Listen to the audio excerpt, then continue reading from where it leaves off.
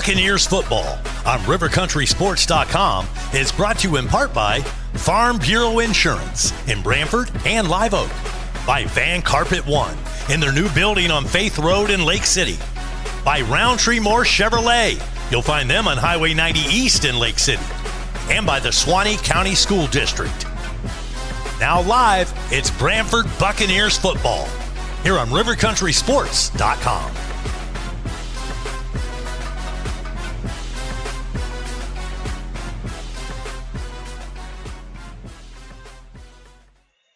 And good evening, everybody. Branford Buccaneers football is live on the air. We're at Cross City High School, Dixie County. That's where we are tonight for this kickoff classic. I'm Wayne Luttrell. Jackson Jones, the play-by-play man of the Bucs, and I'm just ready to get football started again. Man, I'm ready to go. It's been a good summer leading up to the season here, getting started off. Actually played the Bears here in the spring game. That actually went well for the Bucs, so we're hoping kind of for the same thing over here tonight. Yeah, I have a feeling the Buccaneers got a really good team. They've kind of come together in the summer. This team seems to be gelling, and we're going to see, but I've got great expectations for this club. For sure. Yeah, they seem to be working well. They had added a couple pieces to the team this year with a couple different players coming in, so they've been working well together on and off the field as well. And meanwhile, Dixie County, they're coming off a brand new coach, so they're trying to get used to a new system once again. He's a former player, and hopefully they'll get things righted, but probably going to be a little bit bumpy to get things started for Dixie County. But, that's what these games are all about. Tonight's game doesn't count as a preseason game, a kickoff classic, so both teams going to kind of feel through and see who can do what. But Coach Stephen Hall, the new coach here at Dixie County, and, of course, Branford Buccaneers and Coach Tim Clark, they got things rolling. And I don't know, coming off last year's 6-4 season, I just think this team is ready for new heights. For sure. Yeah, so I actually spoke with one of the former players here at Dixie County, and he said what they're kind of looking at this year is a group of younger players with a lot of graduates and then some players moving on to a different school as well. They're looking at a group of really 8th and 9th graders that are taking the field, and we'll be doing some starting here. So hopefully without as much size as Dixie has seen here in the past couple of years, they're still able to get done what they need to. A very young club, so local people, great rates, friendly service. That's the Farm Bureau Insurance promise. Farm Bureau Insurance, serving Florida for over 70 years. In Suwannee County, you'll find Farm Bureau in Branford and in Live Oak. In Branford on Drain Street, phone 935-1274. And in Live Oak on Dowling Avenue, call 362-1274. Farm Bureau Insurance.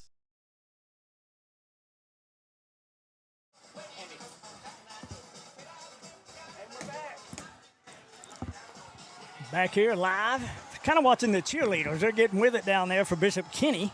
I was doing the same on the far side of the field. We're still out of timeout. As Suwannee had to take the timeout, we were late getting one of them dogs on the field. Yeah, hey, if you're in the market for real estate, call Pool Realty. Their team has the experience, the knowledge, and the listings to make dreams come true. Their agents work hard to match each customer with the property that best fits their needs. Whether you're looking at Live Oak, Brantford, or anywhere in North Central Florida, they're committed to providing an exceptional real estate experience. Pool Realty with offices in Live Oak and Brantford. Call Pool Realty for all your real estate needs. Shotgun formation. Hawkins will be the quarterback. Handoff Madison near side. Boy, he hits the hole pretty hard. We stack him up. Boy, he drags us forward all the way up to around the 35-yard line. He'll pick up about 7.5 yards. Yeah, and right now the offensive front and blockers for the Bishop Kenny Crusaders are just absolutely dominant. Because nobody touches him until he's about 6 yards down past the line of scrimmage. Yeah, and I think what they're doing, they're waiting for us to maybe go 5 on front, then try to open up some type of passing game, which would be the strategy. Right. And we'll see what happens. Dog still on a 3-man front. See if we bounce one more up there. 2 receivers to the far side of the field. One of them will be McCoy. Shotgun formation, handoff Madison, big hole right side. Boy, he's still running across the 40 up to the 45. We'll bang him down close to the 47-yard line. It's a powerful run by a powerful running back with good blocking up front. Suwannee so far no answer defensively for the Crusaders offense. Well, Madison was one of their, I guess he was their lead running back last year when we played against them, so he's grown a little bit more, still powerful, and the Dogs got to find a way to stop him. This time we'll have 4 across the front. Shotgun formation for Hawkins. Shotgun right or sidecar right. Fake to Madison, looking down the field. Wide open is number 2, but he could not hang on to the football. Fryer came over, got there just a little bit late, but we were looking for that run. Yeah, we were a little bit nosing in the backfield, and it was almost sort of like a wheel route. Receiver almost makes a nice play. Pryor in there to break it up. They run so many different receivers. Number 2 was in there, and I thought they were looking for him. That's Gunnar Rogers.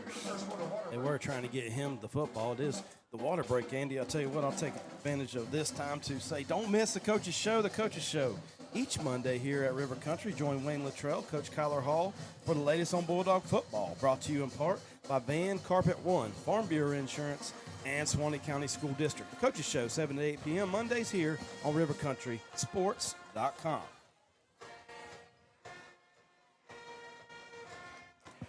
It's rodeo time in Live Oak, the 5th annual Swanee River Roundup Pro Rodeo, October 17th and 18th at the Bob Holmes Covered Arena at the fairground. Bull riding, bronc riding, barrel racing, roping, steer wrestling. Tickets at the gate, adults just $10, 12 and under $5. The Swanee River Roundup Pro Rodeo, presented by Pilgrims and sponsored by Visit Swanee County. Friday and Saturday, October 17th and 18th. Live streamed on the 18th at RiverCountrySports.com. Don't miss the rodeo. For more, visit SwaneeParks.com. I can hear it kind of breaking. Back here at Bishop Kennedy Stadium. And tell you, we took the water break. Boy, them doggies needed some water. And we'll get back to live action. Second down, and I actually thought it was the first down, but anyway, we'll call it 2nd and 10. I'll go with the yard marker. Shotgun formation for Hawkins. Single back in the backfield. That'll be Madison. Got them all split out, looking for a short screen pass. Flanker screen to the inside. We got him by the collar. That's one of them Watson boys that nails him to the turf right around the 41. Yeah, kind of came in just a little bit off balance, but able to grab that jersey. That strength, that upper body strength and condition is helping old Kyler Watson, number 24, stick hold to the big receiver and sack him down for a loss. Big. You talk about Madison, the running back. Yeah. He's a sophomore. He's just a junior. Yeah, I know. He's got a bright future. He's a good one. Hawkins, the quarterback, will stand in the gun. 2 receivers far side, 1 to the near side. Now they'll bring it 2. He's a short slot. It'll be Hawkins rolling to his right, rolling to his right. We got a beat on him. He has to toss it up in the air, and he has to throw it out of bounds. That'll bring up a 4th down situation if the sticks are right. Yeah, 4th down and punt. And good job defensively that time as Bishop Kenny tries to take it to the air a couple times in that series, and Swanee does a good job of turning them away. See who's going to be back deep for the Dogs, and it'll be Coy Fryer. Yeah, Fryer back deep. Had that 91-yard kickoff return not too long ago at about the 8-minute mark here of the first quarter. When he did that, we're all tied up 7-7. I think number 37, Beningo, he'll also do the punting chores. Swanee trying it. Boy, the ball goes through the kicker's legs. We're coming after him, and he's going to get it off. Boy, somehow he dodges a bullet, but it's going to be a short kick. And where it went out of bounds is going to be close to around the 43 or 44-yard line. Swanee will have good field position. Wow, I don't know how he even got that off. Nah. I'm not sure that we were aware coming from the left side that the ball was on the turf because we kind of took an awkward angle at him, but nonetheless, it was kind of a Shankopotamus punt. Swanee will have great field position starting out around the 43-yard line. Well, I know what we were thinking. We were going to set up and probably do the return to the wide side of the field, and we were already turned and going back, maybe to set up another return for Fryer. That didn't happen, but we'll have a great field position, 43-yard line, 1st and 10 Dogs. First look at the Swanee offense. Let's see. Thomas Sykes, he'll be the quarterback. He's a senior this year. And it'll be Lou Jack Smith, number 28. He'll be sidecar right in the backfield. 2 receivers far side, 1 to the near side of the field. Looking at about a 5-man front. Handoff to Lou Jack. He gets tripped up. Probably doesn't even get out of the backfield. We'll see if forward progress got him back to the line of scrimmage. Yeah, one of those defenders pushed one of our linemen all the way back into the backfield. And Lou Jack gets his feet tangled around him, loses probably. Well, they're going to give us credit out to Teams will do that and not cut it as low if they want to slow the opposing team down. So apparently Dixie a little worried about Branford's speed here tonight. Worried about their speed, yes sir, for sure. A lot of these guys who have also ran track for Branford, who've been pretty produced well on the track as well as on the football field. Two teams, the captains meeting at midfield with the officials getting ready for the coin flip. For the Dixie County Bears, their regular season will open up against Lafayette County. They come in here next week, and that game will be Lafayette and Dixie County next week. That's the opening regular season game. And then for Dixie County, they'll play Trenton. They'll go to Taylor County. They've got Bellevue, Keystone Heights, Bell, and then they end on the road at Chiefland, at Bluntstown, at Hamilton County, and wrap up the season against West Nassau. That's the schedule for Dixie County. Dixie County Bears in their red and white uniforms, and the Branford Buccaneers in their traveling. Looks like the Florida Gators out there, traveling uniforms. Blue pants and white jerseys. What was your favorite combination of colors for Branford? My favorite combination, I believe, would have had to been the blue. Well, yeah, I'd say that the white on blue, or even the blue on orange was good. For sure. We had talked about it would have been nice to do the blackout uniforms, but I don't believe that was something that was in the budget for sure. That may take a little bit to do. But then you go adding uniforms, you go adding add helmets as well. Yeah, oh yeah. It's expensive. For sure, it does. All right, the coin flip. Let's see who ends up winning the toss here. And it looks like Branford has won the toss. They defer to the second half. So the Dixie County Bears will get first touch of the football here in this Kickoff Classic contest. First game ever, live stream for Branford football, and love to have them on board here at rivercountrysports.com. As we welcome our fans from both sides to honor God and country in this great nation that we live in. At this time, we will have Fellowship for Christian Athletes President and senior student for Dixie County High School, Jalen Teague, lead us in our prayer. Gentlemen, we ask you, please remove your hats. Following that, please be prepared for the national anthem, which will be sung immediately by Miss Roxanne Bird. Let us pray. Father God, in the name of Jesus, Lord God, we come to you tonight, oh God, asking you to move in this stadium, God. Lord God, you said where 2 or 3 are gathered, God, you'll be in the midst. So God, even in the football stadium, God, I ask that you just come in, God, and touch both teams, God. No hurt, harm, or danger tonight, Father God. No injury walking off, Father God. Touch each team and touch the coaches, God, for sportsmanship on all tonight, Father. I ask that you touch even the cheerleaders, God, that they keep the spirits on both sides pumped up. And God, I just ask now that you bless the fans, God, and I just ask that you bless the whole arena, Father God, because you can. You're the only one that can do it. And God, I just thank you for who you are and how great you are. In Jesus' name, amen. Football fan, we ask you please address the colors at the west end of the stadium for our national anthem.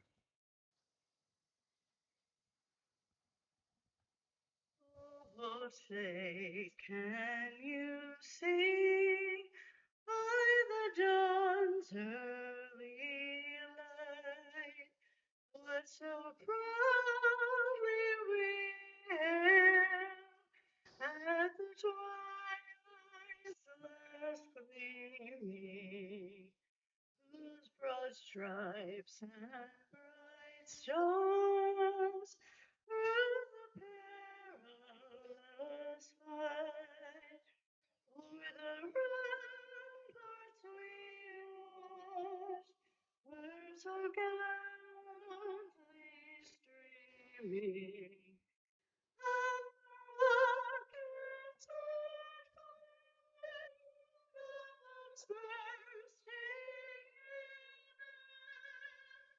gave proof through the night that our flag was still there. Oh, say does the star-spangled banner yet wave o'er the land of the free and the home of the brave? Thank you, Mr. Teague and Miss Bird. Celebrating America there. We'd like to And God and country. welcome our officials for the Getting ready for tonight's ball game. The officials. Yeah, good job of Kyler Watson, number 24, getting off blocks. That time, Bulldogs seemed to be able to maintain their gap. This one just a little bit better, read that run, and stuffed it for maybe a yard or two.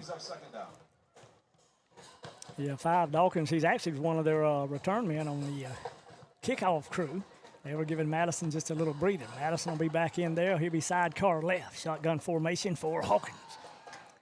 Swanee with 4 across the front.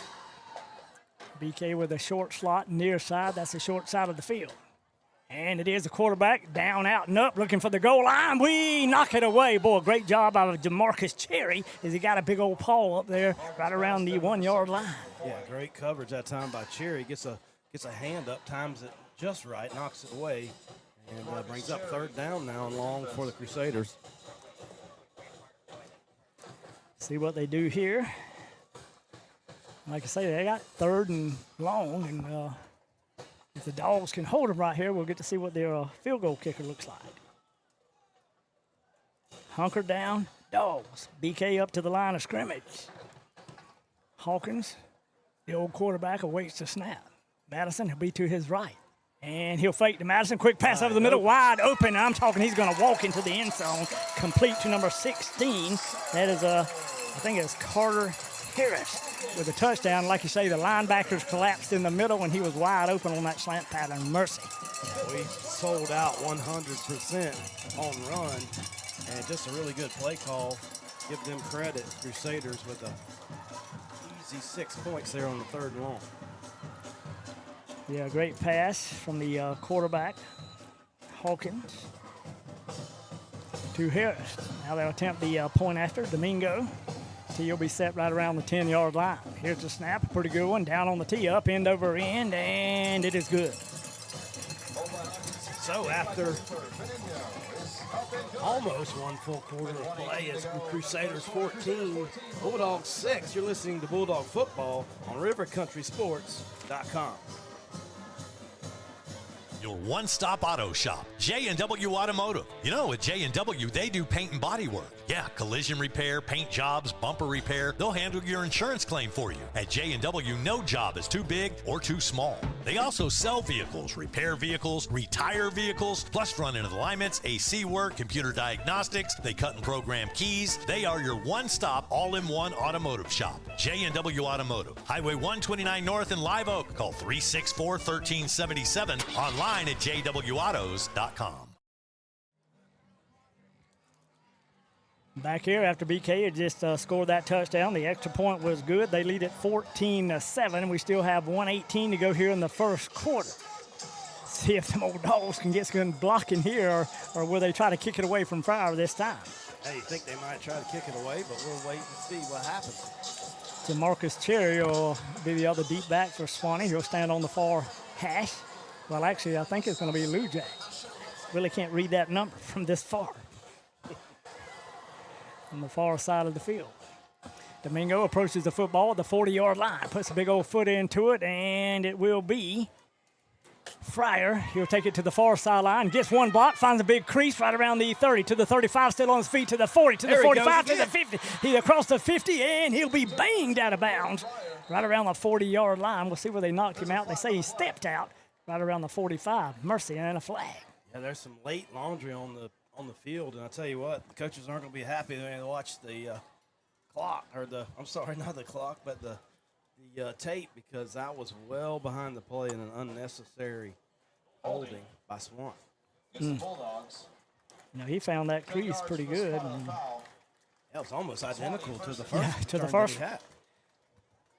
Yeah, now, of course, not for the penalty. That one Crusader really saved it. He might have been going all the way again. Absolutely. Nevertheless, the Dogs will have the football, trailing 14-7 here with about a minute to go here in the first quarter. I see number 0 checks in. Hadn't seen that number in a while. That'll be old Ty Moses. He'll be on the near side. Shotgun formation for Sykes. Single back in the backfield for the Dogs. We'll bring motion with Cherry. Boy, a high snap. It gets away from us, and I think BK's pounced on it right around the 24, and that's the kind of things that you can't happen when you get a little momentum going. Now you got a little momentum, you get a penalty, and then snap that I'm not going to say it was a bad snap. It was just kind of maybe a lackadaisical effort. Let's just call it like we see it. On the quarterback, thought he had a good grip on it. Goes off his fingers, and Bishop Kenny in to recover the fumble. Yeah, and they did, and I think we were looking at our I guess our motion man starting to come across on that. Now we might have had one of them toss pitches or touch passes, whatever you want to call that, on the end around, but it did not happen. We fumbled the football, lose the handle on the pigskin, and Bishop Kenny's got it once again. I say they'll go for pay dirt right here. Trips to the near side. Shotgun formation for Hawkins. Madison will be to his right. Long snap count. We'll wait it. Hand off. Nope, he'll hand it to Madison near side. He does a little stiff arm right around the 25, and we finally run him out of bounds around the 19. Yeah, that's big number 6 again, Madison. Just a horse out there right now. Yeah, and I guess if you think about it, if you can run it and move it down the football field, it's a little bit safer anyway. Absolutely a good chance for Swanee, though, to get to practice one of those quick change situations.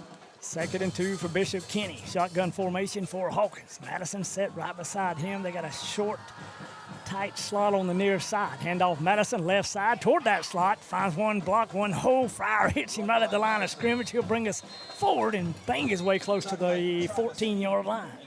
Yeah, going to be enough for a first down. Swanee doing a little better job up front, but they're a big front does the Crusaders have. And it's going to be a challenge all night there on that long line of scrimmage.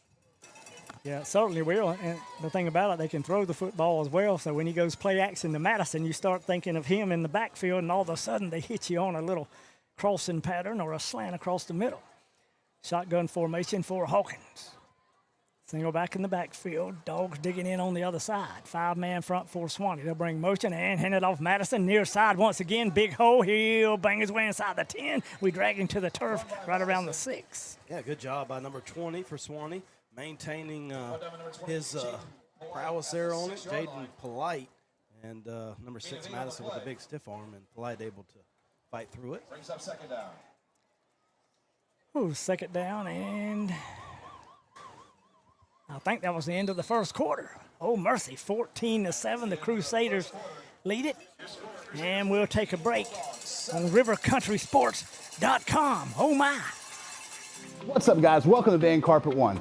For 78 years, we've been your local family-owned and operated floor covering store, and we can't wait to serve you. Let's go check out some of the stuff we've got and say hey to the guys. Hey guys, this is Michael Van here at Van Carpet One. Wanted to show you our huge display of carpet.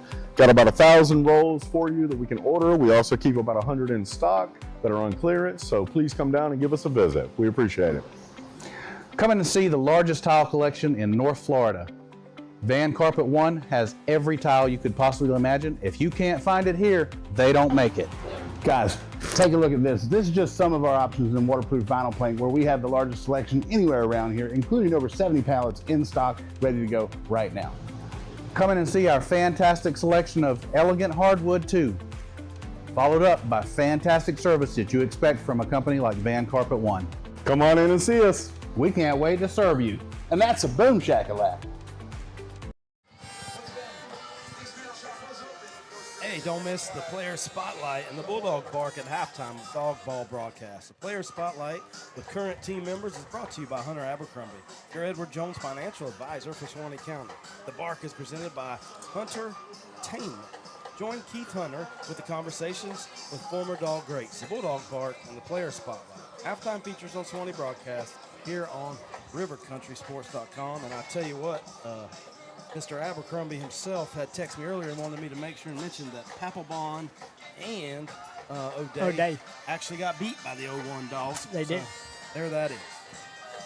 Take that, Crusaders. When I told you about the one, I remembered his name, and I just couldn't remember. I should have remembered O'Day, huh? Yeah, you should have. Sometimes I can't remember yesterday. Or today. Or maybe even tomorrow. Yeah. Dogs trail 14-7. BK on the move once again. It'll be 2nd and short for them. Maybe right around the 7-yard line. Shotgun formation, handoff. Madison left side goes toward the goal line, but we stack him up, hit him, and finally drive him out of bounds. Probably around the 2, maybe the 1.5 or 2 yard line, far side of the field. Yeah, I can't see the number on that dog, but vicious hit in that time. I think it was number 16, Josh Johnson, or it may have been number 18, Trayvon Feed. Nonetheless, first down goal for the Crusaders. Crusaders knocking on the Swanee door right around the 2 yard line. Maybe the 3. They're bringing another play call with number 4, the quarterback, Gavin Hawkins. Out of the huddle and up to the line of scrimmage. Swanee digging in on the other side. I formation once again. Madison will be the lead, the deep back, and it's going to be a pass out into the flats. Boy, just kind of overthrew. The receiver did a great job of trying to turn around and make that catch, but it went through his hands, and good thing for the Dogs. Yeah, and actually number 20 for Swanee was there. If he could have kept his feet, maybe had a chance to pick that one, but nonetheless falls to the turf, brings up second goal. That ball was intended for number 2. That's old Gunnar Rogers. Goes incomplete. It'll be second and goal from right around the 3 yard line. Bishop Kenny kind of taking their time with the huddle. See if they go under center this time. Yep, they go from the gun. Madison will be sidecar left. Have a short slot over there with a tight end. 2 receivers near side. Here's the snap, handoff Madison. He'll take it right up the middle of the football field and practically walks into the end zone, and Bishop Kenny has scored again from the 3. Yeah, just kind of too easy, you might want to say there on that carry, but nonetheless, number 6, Madison, I think was the second, maybe even third, actually, third touchdown this evening. Yeah, Madison a good running back, but he's also got some good blocking up front. Scores from the 3 yard line. They'll look for the extra point shortly. That'll be number 37 doing the kicking chores for them. The tee will be set right around the 10. The quarterback sets it on the tee, up end over end, and it is good.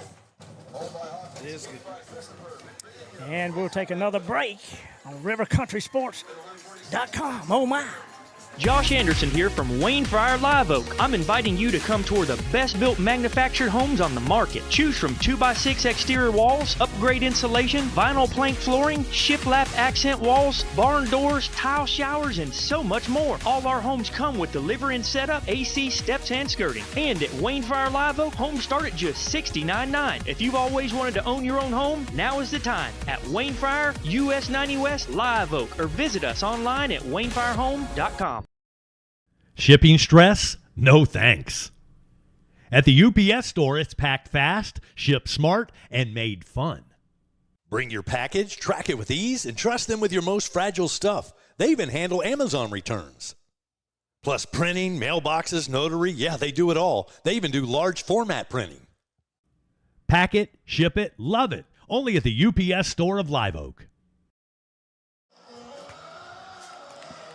Back here live, Bishop Kenny added 7 more points on. Early here in the second quarter. They lead at 21-7. We'll have to see if them old Dogs can answer. Yeah, I hate to say this is a crucial point in the football game, but we got to keep that offense off the field, and more importantly, our defense off the field for a little bit. Hopefully for the Dogs, there'll be no more turnovers, and we'll see what we do here. I don't see Fryer. He's not back deep this time. Blue Jack will be on the far side, and that'll be Cherry on the near side. Boy, kind of a pooch kick. We're going to call for the fair catch up there. One of the Dogs called for a fair catch, but the ball didn't come to him, so I don't know the rule on that, and somebody else can interpret it. I don't know. One time back in the old days when I coached baseball, we had a kid pick to second base with a runner on first only.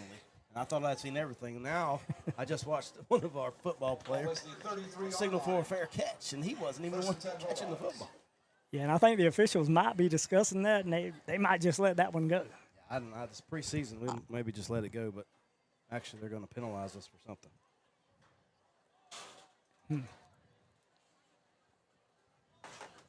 Well, actually, the official will. They were talking about it, but I guess they decided they took a unanimous vote not to. Dogs will start out right around the 33-yard line. 1st and 10. Shotgun formation for Thomas Sykes. Single back in the backfield. That'll be Lujak. Here's the snap. Hand off, no fake to Lou Jack, and Sykes will keep it to the outside. Looking for some running room, and well, I saw a big flag come flying right around the 35. Couldn't see what happened, but they did make the tackle. BK did on the far side of the field. Yeah, big number 49 ran him down. Not sure if we got a face mask or what, but it does looks like number 7 for those guys coming back to the sideline with a helmet coming off. So Swanee looks like they're in back-em-up mode. Yeah, that was Andrew McCoy for them. He's one of their wide receivers, also plays defense. The official still talking about it on the far hash. Well, they are. Hey, if you're in the market for real estate, call Pool Realty. Their team has experience and knowledge and the listings to make dreams come true. Their agents work hard to match each customer with the property that best fits their needs. Whether you're looking in Live Oak, Branford, or anywhere in North Central Florida, they're committed to providing an exceptional real estate experience. Pool Realty, with offices in Live Oak and in Branford. Call Pool Realty for all your real estate needs. I'm assuming this penalty is good since they are facing the Bulldogs and walking south. It will go against the Dogs of Swanee. It'll back us up to the 25-yard line. And then we're going to walk back the other way. So maybe offsetting fouls. They walk it off for some reason in high school football. Well, one must have been a 15 and one a 10. I don't know. We gained about 7 yards on the play, so we'll take it. That'll take the nose of the football right to the 40-yard line. And I would assume it would be second down. Or maybe not. First and short for the Dogs of Swanee. Shotgun formation. So we got a holding on Swanee and then a dead ball. Personal foul against Bishop Kinney. That was the big one then. Yeah, first down and 4. First down, short yardage, probably around 2 or 3 yards for the first down. Got to get it close to the 43. Official still talking about it. The Dogs up to the line of scrimmage. Sykes will be the quarterback. He's in the gun. Lou Jack will be to his left. 2 receivers near side. And one to the far side. Handoff Lou Jack. He'll try to turn the quarter. Boy, he gets hammered as he hits around the 41-yard line. Yeah, it makes a cut to the outside, a jump cut, nice cut, but everybody with good lateral speed and pursuit down the line of scrimmage maybe gain a yard. Yeah, it seems like they're linebackers. They can fly to the football right there in the middle. Cover pretty well. Wow. And they're going to call it a first down for Swanee. Mercy. We'll take it. That's a great spot. Good for Bulldog, first down. Dogs out of the huddle. They're up to the line of scrimmage. Bishop Kinney digging in on the other side. They're in about a 5-man front. Now you can call it about at least 5. I thought they were going to leave the other linebacker up there. They did not. Sykes will be in the gun. We'll bring motion near side with Fryer. That's that little touch pass. He'll try to take it straight ahead. BK had it sniffed out all the way, and we may have gained a yard and a half or 2. Yeah, just good pursuit, good tackling from the Crusaders. As you said, Andy, it's going to be second and long. Swanee. The old Dogs of Swanee. We'll see what kind of play call we can come up with here. Wouldn't be surprised if we try to throw it. 2nd and 9 for the Dogs of Swanee. We trail 21-7. Got about 10 and a half minutes left here in the second quarter. Dogs once again in the gun. That'll be Sykes. Here's a snap to Sykes. Little play action. Looking. Going to throw it down the far sideline. Intended for Fryer. He was well covered. Kind of, you could call that, I see 4 red jerseys anyway. Double coverage, but it goes incomplete. Yeah, sorry, I'm getting distracted. I don't think that right now, I don't know what's going on, but we're not, the Branford game is showing on the channel, so I'm not sure if anybody's hearing us or not. I don't know what happened. Maybe a little technical difficulty. Maybe not. All right. Anyways, let's keep going. We'll entertain ourselves, if nothing else. Swanee back to the line of scrimmage. BK digging in on the other side. Ball spotted right around the 44-yard line. Lou Jack will be to the quarterback's right. Looking for Lou Jack. Go back the other way. Throw the little flanker screen. Catch by DeMarcus Cherry. And, boy, he gets hammered as he crosses the 50-yard line. Boy, if we could have picked up another 2, it'd have been a 1st and 10. Yeah, he had plenty of room there to negotiate. Great play call. Wide receiver screen. Would like to see him maybe get a little north and south a little quicker. He was kind of trying to be a little hesitant. It's going to cost us a couple yards in the first down. So he's going to go for it, and I like it. Yeah, we're going to go for it, and we got it at the 49-yard line. We got to get it the nose of the football to the 48. Dogs up to the line of scrimmage. We still go in the gun. Got Hunter Watson as one of those. Might be Kyler. I can't see which one it is, but I know it's one of them right there at the line of scrimmage on the right side. And now we're going to take a timeout. Yeah, we will take a timeout. And with that, I'll get another bill paid here. Big shout out to First Federal Bank, your trusted local bank since 1962 with 24 full-service branches across Florida and banking online at ffbf.com. They've got you covered for personal and business accounts to home loans, SBA, USDA, and more. First Federal Bank focused on you, equal housing lender. Member FDIC. Remember, you're listening to Bulldog Football on rivercountrysports.com. Rapid Fiber Internet's locally owned and operated, powered by Swanee Valley Electric Co-op. Our local employees are dedicated to providing a world-class customer experience to each of our Swanee Valley Electric members. Make the switch today to Rapid Fiber Internet's 100% fiber to the home internet system. To learn more about Rapid Fiber Internet, visit rapid-fiber.com. Again, that's rapid-fiber.com or call 866-64-RAPID. Back here at Bishop Kenny, the Dogs facing about a 4th and 2 from around the 49-yard line on Bishop Kenny's side. Boy, Bishop Kenny's got them all stacked up there in the middle. Right now they have 6 across the front, and you can call it 7 for the one that's set out wide like a defensive end. Shotgun formation. We're going to try to get him jump offside. Hand off to big number 22. Boy, we got more than enough for the first down, and we'll pound away inside close to the 40-yard line. 1st and 10 Dogs from there. And that's number 22, Troy Nelson. That was our best run of the evening. I tell you what, he got through there quicker than a hiccup, you might say. Big first down for Swanee. Let's keep the football and hopefully gain some momentum right here. Yeah, Nelson just a sophomore, but he's one of the guys that low-profile running back, but got them big old thighs. Maybe he can hide behind them line. Dogs up to the line of scrimmage. Shotgun formation. And it'll be Nelson once again. Does a little stutter step. He'll bowl his way forward close to probably, they'll say, down to around the 36-yard line. Yeah, first look I'm getting at him so far this season. I like what I see early. He is low to the ground. Big legs, keeps him churning, and he is not afraid to stick his nose in that hole, and that's what you got to have. Speaking of noses, the nose of the football will be right around the 36-yard line. 2nd down, we'll call it about 6 for the Dogs. Shotgun formation, 4 sacks. Nelson will stay in. That's old Troy. He'll be sidecar left. Handoff once again to Nelson. Well, no, I guess we kept the football that time. I could have handed that one off because it looked like Nelson would have had some running room, but Sykes pulled it back out of there and gets tackled for a loss of about 2. Yeah, gang tackle that time is going to bring it back almost to the line of scrimmage. Going to be 3rd down and probably 9.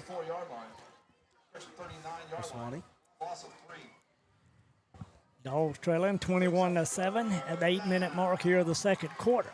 Looking for a first down. We need a big play.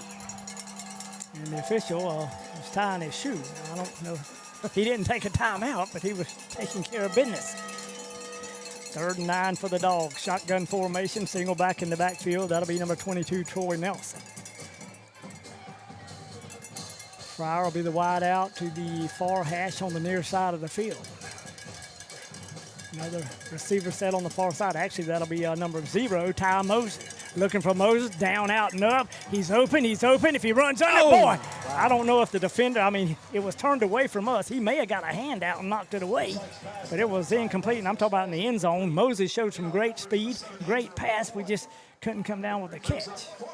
Just did miss the link up there, and I tell you what, that was going to be 6. Yeah. I like the aggressive play call. Now you're forced to punt it back to that potent Crusader offense. Will be. Kept it away from them for a good bit that time. 7:26 to go. Looks like William Slaughter, number 26, will do the kicking chores. He'll stand right around the 47-yard line. Number 7 will be the deep back for Bishop Kenny. That's old T.J. Belton.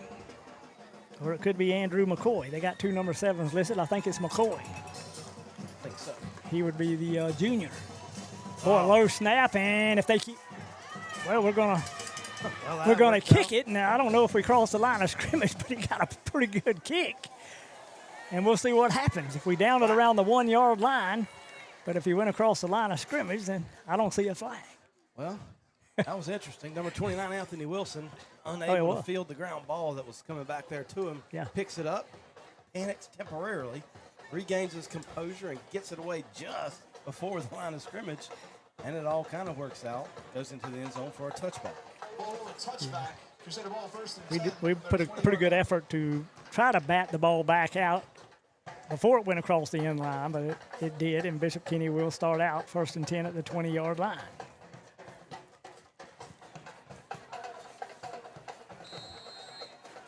Almost looked like Bishop Kenny ran some new offensive linemen out there. They might have another set.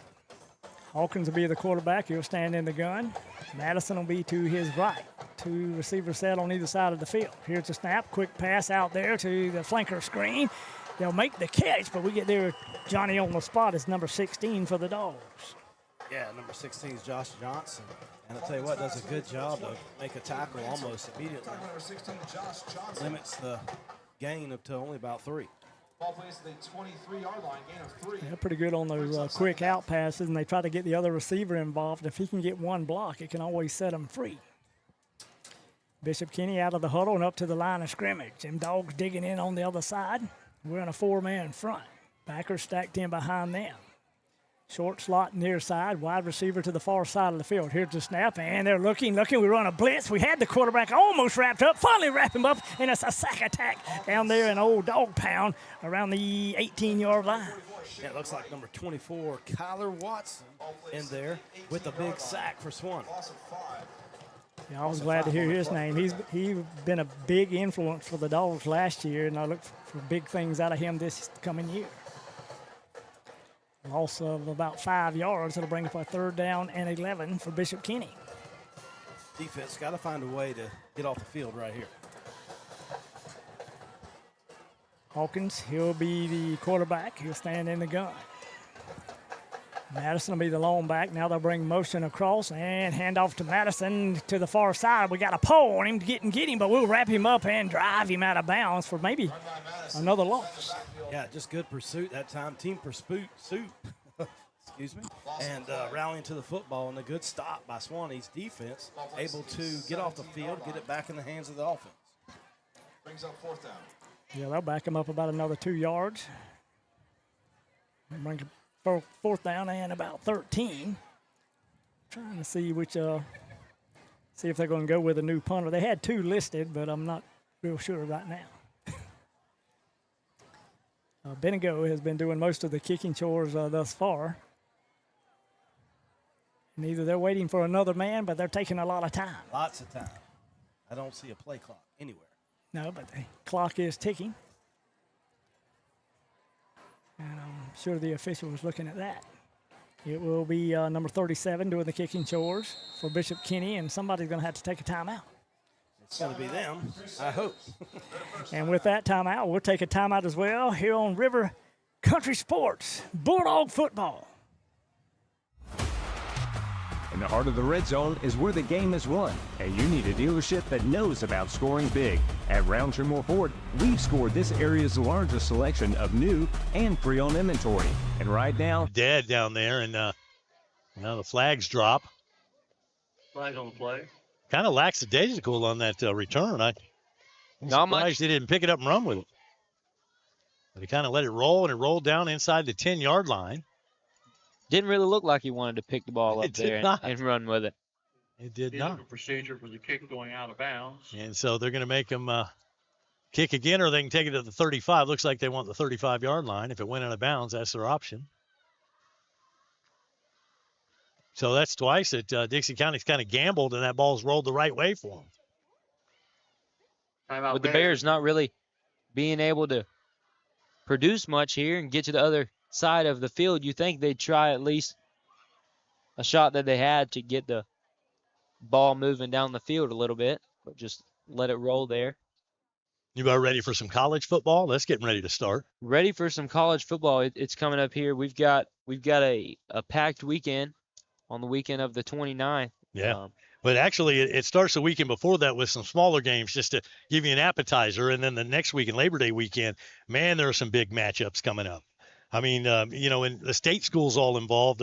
Florida, they start off with an easy game. LIU, that'll be on that Saturday, which of that Labor Day weekend. I guess that's the 30th. But how about Texas and Ohio State, 1-2? Texas and Ohio State, a replay of the college football. Yeah. You got Alabama, FSU. You got Miami, Notre Dame. You got LSU, Clemson. I mean, the opening weekend is going to be jam-packed full of great games. Miami, Notre Dame is one that I hold close to my heart, you would say, as a Miami fan. Yeah, me too. Here's an option to take the ball. Your option to take it at 35-yard line. First and 10. Actually, we've got an all Hurricanes crew here, which is kind of crazy in North Florida. Our camera operator, a streamer. Teague takes the ball right here. Goodness. Brought down.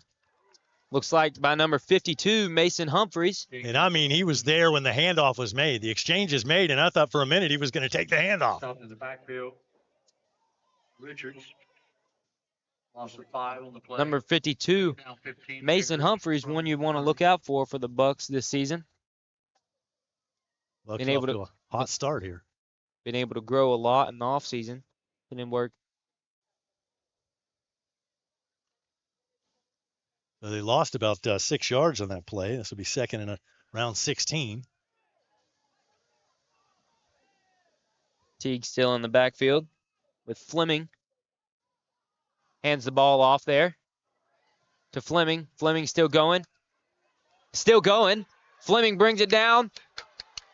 Couple arm tackles there. Finally brought down. Eon Teague on the carry for the Bears.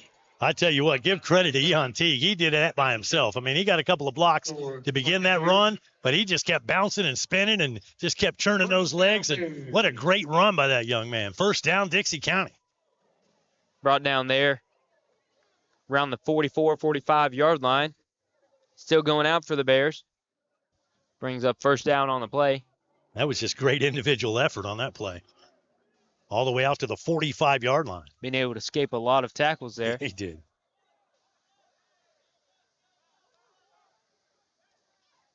Teague, ball hits the ground, cuts back. Brought down, trying to be brought down. Finally brought down there by a crew of Buccaneers. And the quarterback that time did all he could. I mean, he was lucky just to get the handle on that one because the ball was on the ground. There's a bad snap from center.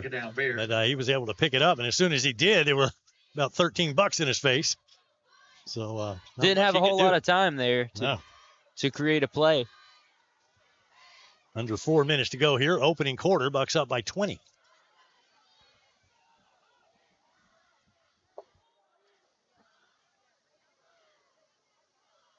And he ended up losing on that play. Gosh, about 8 or 9 yards. So second and long coming up here.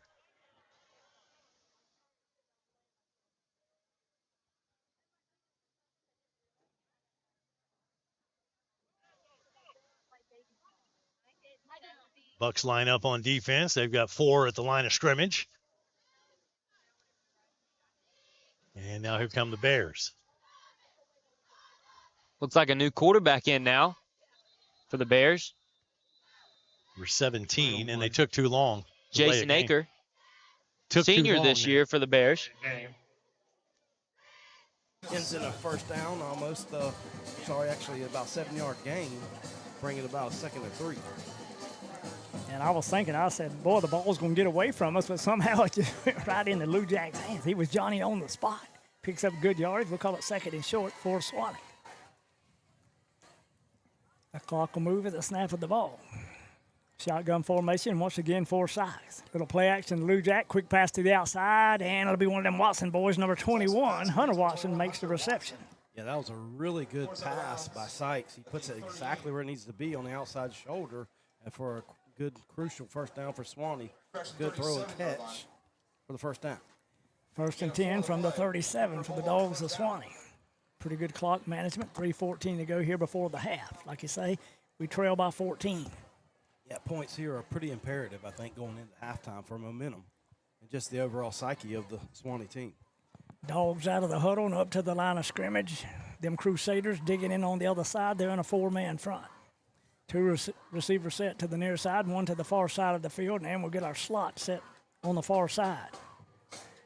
Sykes looking, throws it underneath to Fryer. Get a great block underneath. Fryer almost broke that tackle, but he'll be banged down close to the 31-yard line. Yeah, just another good play. Underneath pass there to Fryer, does something with it after making the catch. Good yardage on first down once again for Swanee. Yeah, and that was, I think that was Lorenzo Lee might have made that good block on the outside for Fryer. I was trying to get that dog's number. Swanee once again at the line of scrimmage, shotgun formation. Lou Jack will be the lone back.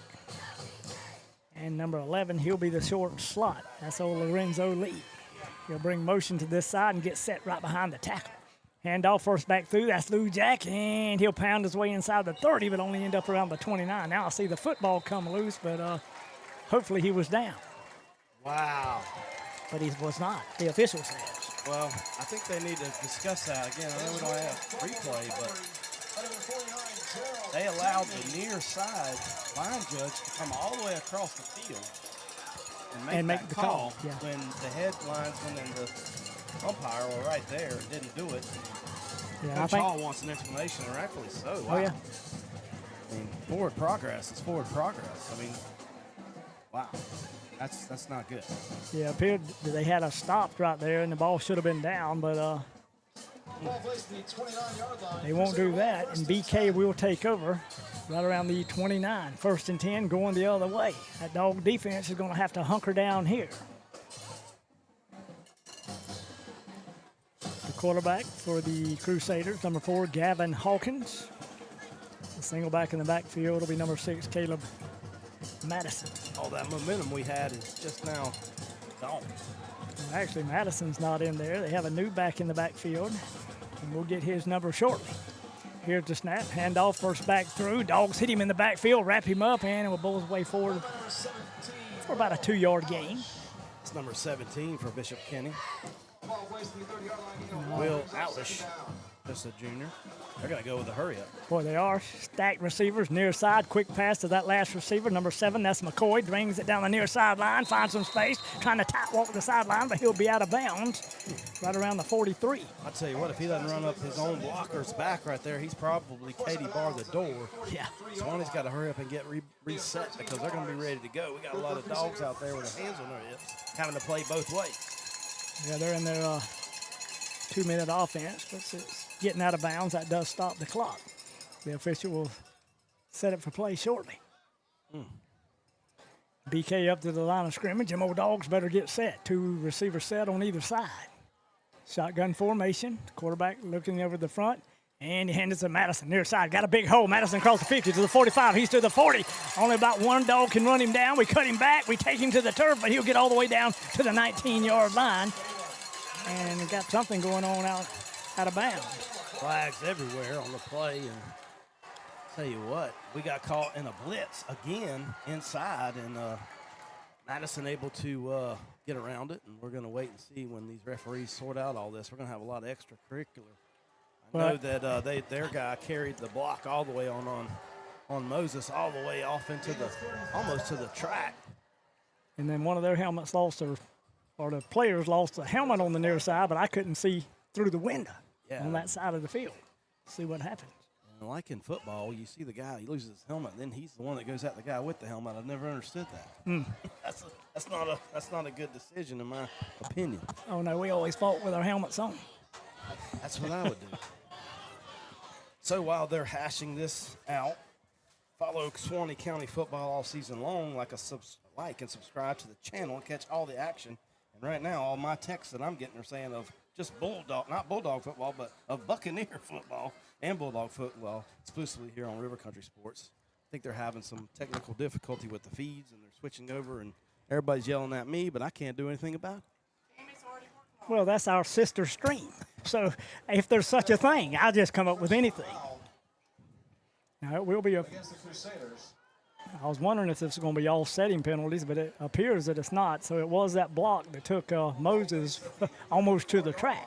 Yeah, I'm not sure if it was the block or the fact that after he got the block, he jumped up with his helmet off and ran back onto the field at him. But nonetheless, big 15-yard penalty. And with 1:45 left to go here in the quarter, in the half, actually, we got to keep him out of the end zone. Yeah, and that's just what the doggy ordered because we needed to take that great play away from him. Single back in the backfield. Hawkins will be the quarterback. Madison to his right. He's looking way down the field. Wide open receiver. No, he throws it right to Fryer. Fryer picks it right around the 19 and falls forward to the 21, and the Dogs got it going the other way. Yeah, 1 minute, 38 seconds left to go, and we got another chance life to hopefully try to get some points put on the board. Well, that was a great takeaway right there, and just what the Doggy ordered and at the right time, right here before the half. 1:38 to go before the end of the first half. We still trail by 14. BK leads it 21-7 over the Dogs. Dogs are huddled up on the far sideline.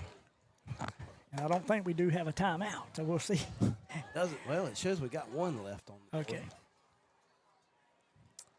I'm curious to see just how aggressive we are here.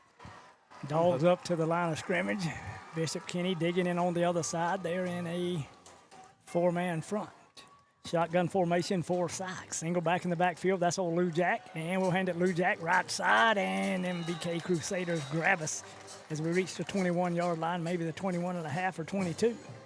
Well, I guess that answers that question on how aggressive we're going to be. I guess we're going to try a little delay there and see if we pick up some chunk yardage. We do not. Second and maybe 9 3/4. Shotgun formation once again, still looking at that four-man front. Here's a snap, looking down the football field, looking for an out pattern, far side. Fryer makes the catch and tries to get to the sideline, but can't do it. The defensive back, and I can't tell if the ball went incomplete or what happened. Well, I'm not sure either, but when we have forward progress, that's the second time tonight. The first time, they actually ordered them the turnover. This time, whistle is not blowing very quickly after the play, and they swatted away, but officials on this one. But a big first down for Swan. 1st and 10 Dogs from right around the 33-yard line. Same set, 2 receivers near side, 2 to the far side, single back in the backfield, and it'll be old Thomas Sykes in the gun. Sykes looking down the field, scrambles to his right, scrambling to his right hand. He'll get out of bounds on the far sideline. Yeah, saves a little bit of precious clock time getting out of bounds, saving that timeout. Had Moses over there on the right side breaking free, but unable to see him downfield. Moses got a great deal of speed, so if he can break into the open, almost had that 6 points. And from our vantage point on that one, we couldn't tell if the ball got knocked away or what exactly happened in the far end zone. Yeah, he either got distracted last second or it got knocked away. Couldn't tell. We're in the dog set, 2 receivers either side. Here's a snap. Sykes looking, lot of time, throws it down the field. Wide open receiver is Fryer. He'll take it across the 50 and step out of bounds. Yeah, that's Moses, I It is believe, Moses. right there with the catch. And he just sits down right about the 50-yard line. Sykes surveys the field, goes through his progressions very nicely, and finds him sitting there for a big first down. And we're moving the chains with 36 seconds left to go. Got it on their side of the field, right around the 48. 1st and 10 Dogs from there. O-line giving them good protection, pass protection. Good protection that time. Maybe BK was in a little prevent. This time they'll bring a blitz. Sykes looking, throws it to the far sideline once again, and it'll be incomplete. Very much so. They do bring pressure up the middle and disrupt some of the timing of that play. Bishop Kenny decides to take a timeout. Timeout, Crusaders. And big shout out to First Federal Bank, your trusted local bank since 1962. Wow. Is that when the Memorex was out there, maybe? Yeah, it probably was. With 24 full-service branches across Florida and banking online at ffbf.com, they've got you covered from personal and business accounts to home loans, SBA, USDA, and more. First Federal Bank, focused on you, an equal housing lender and member FDIC. It's good with First Federal. I think I've been with them about all my life, that hometown bank. That's right. Same here. They can put some extra money in our account if they want to for saying that. I'll even give it over there if they're going to do that. Right now, with the timeout by Bishop Kenny, the Dogs have the football on Bishop Kenny's side, probably around maybe just inside the 49-yard line.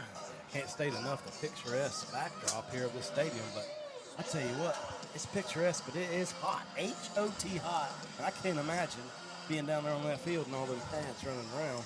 I don't think I could do it.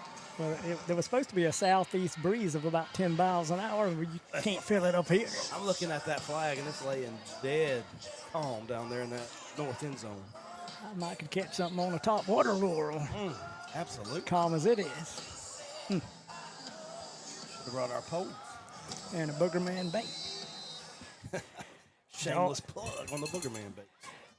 Dogs up to the line of scrimmage. Twin receiver set. Sykes looking, tries to throw it across the middle, but it'll be incomplete. Yeah, not really decisive that time. Sykes under duress nonetheless, and kind of doesn't get his feet set. Goes to the middle of the field a little bit late. Falls incomplete, brings up a third down. Dogs have less than a minute to see if they can work it down the field for some kind of score. Bishop Kenny's got a lot of defensive backs in there, and they're backed off the line of scrimmage.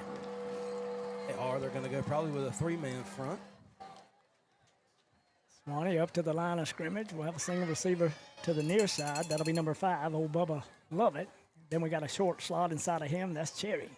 2 receivers, far side. Shotgun formation, single back in the backfield. Here's the snap, and it's going to be Sykes. Looking. A lot of pressure. Steps out of the pressure. Throws it in. It's complete on the far sideline. And once again, that might have been a 0. Yeah, and he had to elude a defender and then get open. Caught the pass. Good pass by Sykes under duress as he rolls to his right, but a huge first down. Keeps our hopes alive with just 17 seconds left to go in the half. Yeah, with him and Fryer being on the same side, and Fryer's 1-0, and we got a 0, and it's kind of tough. Yeah, it really is. Looking at the river and the lights.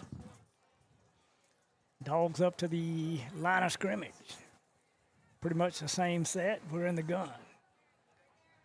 Looking at a 5-man front this time. We'll bring motion, little play action. They bring the defensive ends. We're throwing it, and boy, we get hit just as we release the football. It'll be incomplete. Yeah, that 100% affected the throw of Sykes. Second down now. 12 seconds left to go. See what the Dogs do here with the 12 seconds. If you have time, you probably want to try to put it in the end zone. Really, you do, and I'm not really sure as to the range of our field goal kicker this year, William Slaughter. I didn't really get a chance to watch him too much in warm-ups, so we'll just have to wait and see. See if we can't get a 28-yard play and a old touchdown. Dogs up to the line of scrimmage, got a short slot, 2 receiver set far side. Sykes looking, throws out of the backfield, hits him on stride down inside the 10. And he may have scored. He didn't even go out of bounds. Oh, my. I tell you what a play. Wow. And I'm talking about just a bullet right to, who was that? I can't even tell the number. I couldn't get his number on the far side of the field. Great pass by Sykes. Hits him in stride in a big 6 for Swanee. Yeah, that was just a great throw, and he just walked down that sideline. He was so wide open, I thought maybe the play had got called dead or something because there was nobody within 20 yards of it. See who will attempt the extra point. It'll be number 26, Slaughter. For a high snap, get it on the tee. It's kicked and end over end, and it's no good. Went a little bit wide left. Yeah, that snap kind of doomed the attempt, kind of threw off the rhythm of that's old Bill. That's old Bill Slaughter. You know Bill. Oh, yeah. Old Valley Bill. I remember him since he was a little fella. Good golfer, too. That one, though, wide left. I need to get the number of that dog that made the reception because I will miss something. That was number 29 for Swanee on the reception, and that was listed as Anthony Wilson, but they call him Anton half the time. Anton, I like it. Sounds better than Anthony any day. Wow, what an answer. We had the ball come away from us, kind of maybe a little bit rudely taken. Maybe not even the right way. Maybe they got lucky. They're marching down the field. Coy comes up with a big INT, and then Swanee marches it down the field via the pass, and that's big. That's moxie right there by your O-linemen, your receivers, and then that senior quarterback stepping up, keeping us in this football game. Yeah, and we got some receivers, and we can throw the football. We have time to throw it. Yeah. We'll get things underway. And like I said, Sykes had a great year last year. Looking forward to another one this year. The Dogs right now, we got to kick it off. Only 5 seconds left before the half. We trail 21-13.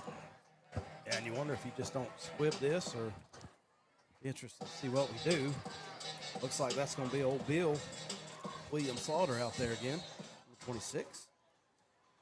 He'll tee it up at the 40-yard line. Bishop Kenny kind of sniffing that out the way they're set up. We'll do a little pooch kick, and it's going to hit right in the middle of the field. One of their guys gets over there in a hurry, and he'll down it or fall on it right around the 35. Somehow all that took 1 second. 1 second. Mercy. Tristan Lakovich. So Bishop Kenny First and 10. They're on 35 will yard have one play to see what they can do with it. I mean, they got receivers to air it out. We'll see if they stay safe here and just give it to Madison. If he's even in there, they might just go with a 4 or 5 wide receiver set. And I do believe Swanee should get the football to start the second half. So, barring a unforeseen miracle here, we should get back-to-back possessions. Little play action to Madison, end around. We almost got it in the backfield. Just didn't see the football. Number 20 with the carry. He'll get up to the 39, and that'll run out the time here in the first half of this kickoff classic. Yeah, they tried to get cute there, and we almost made them pay for it. But Swanee with a little bit of moxie, showing a little bit of grit, a little bit of guts, coming back, fighting punch for punch with this very good Bishop Kenny team. Yeah, awesome way to end the half, us scoring a touchdown. Didn't get the extra point, but we'll get it later. And I tell you, what a great first half of football. It really is. It's been a good football game so far. Swanee kind of making adjustments. You can see as the half, progressed. Formidable opponent. Probably just what we really need for a preseason kind of a warm-up game before the gauntlet of the season begins, because it doesn't get much easier next week. It sure doesn't. And I think the Columbia County Tigers are next up. They will be the next opponent, and we'll see if we can't get that old Oaken bucket. That's the end of the first half. Dogs trail 21-13, and we'll take a big old break here on River Country Sports. Somebody say, oh my. Oh my. It's a bit of a road trip tonight as the Dogs travel to Jacksonville to take on the Bishop Kenny Crusaders. Make Live Oak Jewelry your one-stop jewelry source. For rings, bracelets, gold chains, and earrings, you'll find it all at Live Oak Jewelry. We're also your source for loose or mounted natural or lab-grown diamonds, and find out the difference between the two. It's all at Live Oak Jewelry, proudly serving the Suwannee County area for 79 years. Carl, it's hurricane season again, and you still haven't cleared last year's debris. When you gonna get that done? I just don't know when I'll have the time. Besides, there's too much for me to do all by myself. Well, if you can't get it done, I know someone who can. Morgan Tree and Debris can make short work of those trees. Give them a call today and stop worrying. Morgan Tree and Debris has all the right machinery to give you the results you need. Contact them at 386-249-0472. Tell them you heard about them on River Country Sports. Hi, my name is Catherine Haney. My grandfather and my dad, Wes Haney, have been selling and servicing Chevrolets in the Suwannee Valley area since This kickoff classic night. Lopez back for the kick. Kicks it off. Whistle blown here. We had a flag. Must have been an offsides call, be my guess. Offsides or procedure. Because that flag went down right at the 40-yard line where the Buccaneers kicked from.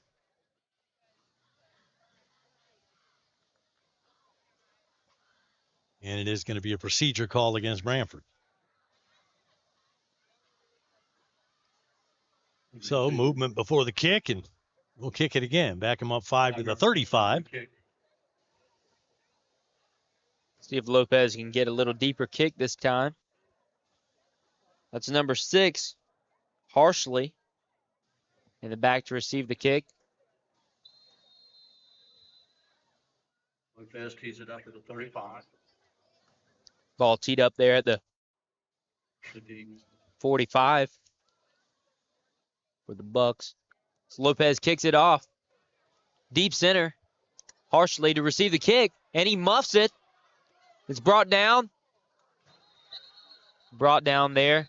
Looks like by number 11, Blake Pilkington for the Bucks. And you got to give credit to number 2. He bobbled that ball a couple of times, but he did finally find the handle and was able to maintain possession and advance the ball out to around the 25-yard line. So Dixie County could use something positive to happen here. 9:24 to play second quarter. They're down 26-0, but they have a new opportunity here as the Bears will take over their own 25-yard line.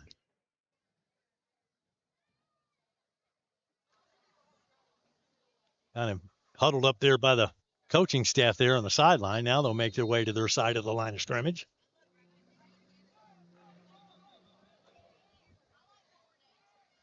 It looks like 17 at quarterback now. That's Jason Aker, a senior there for the Bears. Back at quarterback in the shotgun position.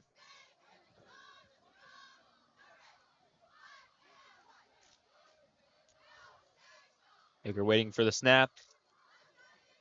Takes a snap.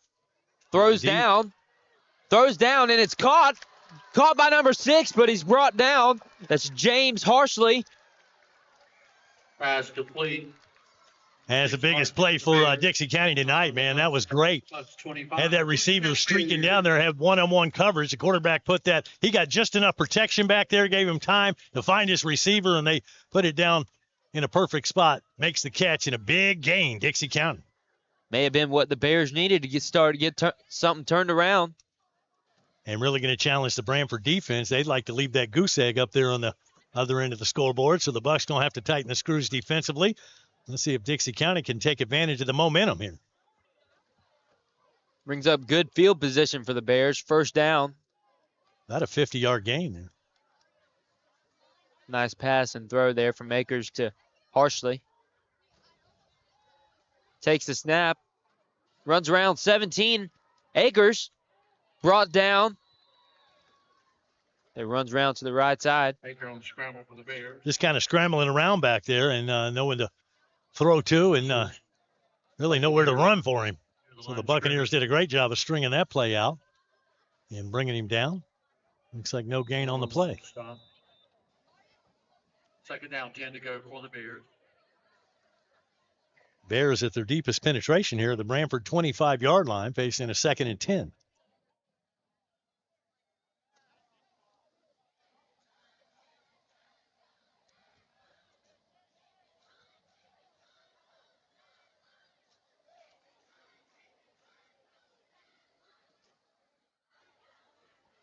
Bears still in the huddle there. Coach comes out on the field, talked to a couple of the players.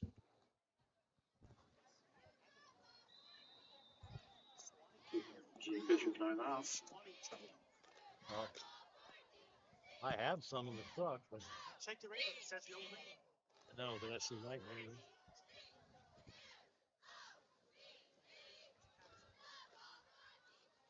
Looks like bad snap. Bad snap there to Teague. Dancing around. Brought down by a crew of Buccaneers. And, you know, there's not much you can do when the bad snap disrupts the play like that. And, you know, the defense sees that, and they're coming, man, when that ball's on the ground. And just nothing for him to do. Teague did what he could scrambling around, but now they were in great shape there at the 25-yard line, but now going the wrong way with a 3rd and long coming up here. Back the Bears up. Timeout Bears. No, Wayne, we're seeing some lightning and clouds rolling in the area. I see that. And we're sitting in the stands, and I don't have any rain gear, and I'm praying it goes around us right now. I'd like to thank our sponsors, second quarter sponsors, Dixie County Property Appraiser Robbie Lee. Timeout on the field. 7:37 showing on the second quarter clock.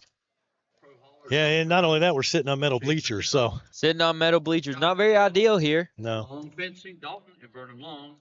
Ross City, Chief of Police, Jamie King. Probably should have set up at the Bear football. up at the top there, but they said there wasn't room. So I'm looking up there thinking, man, at least, yeah. Anyway, too late to worry about it now. But and then we start the year. So we got that tune-up game. Yes, sir. Which we're going to treat as a real game, and it'd be nice to get that off to a good start. Mm-hmm. And then that Oak and Bucket game. And I would love to see a win there. Yes, sir. Me too. You know, and Godby. Yeah, Godby is back to Godby. We got to get that there back. There are 2 games that I can't get over from last year, and they were both against Godby. Mm-hmm. So, and, you know, I'm not saying it's a revenge tour, but I'd like to see us get a little revenge. Yeah, it's about time we did. I would call it that. Okay. Well, as far as off the field, you guys doing anything special this year? You got girls? What's going on in your personal lives? Not really, just football. I mean, just. I like that focus. Yeah. I like that. You got plenty of time for girls. Yeah, same here. Just focusing on getting stronger, football, all that. Hey, I appreciate your time. Before I let you go, anybody you want to shout out to might be watching the stream tonight? My family, my dad, my grandparents. Just, My entire family, mom, dad, Love y'all. All right, go Dogs. Colton, Reese, appreciate you guys. Good Thank luck you. this year. Yes, sir. Thank you.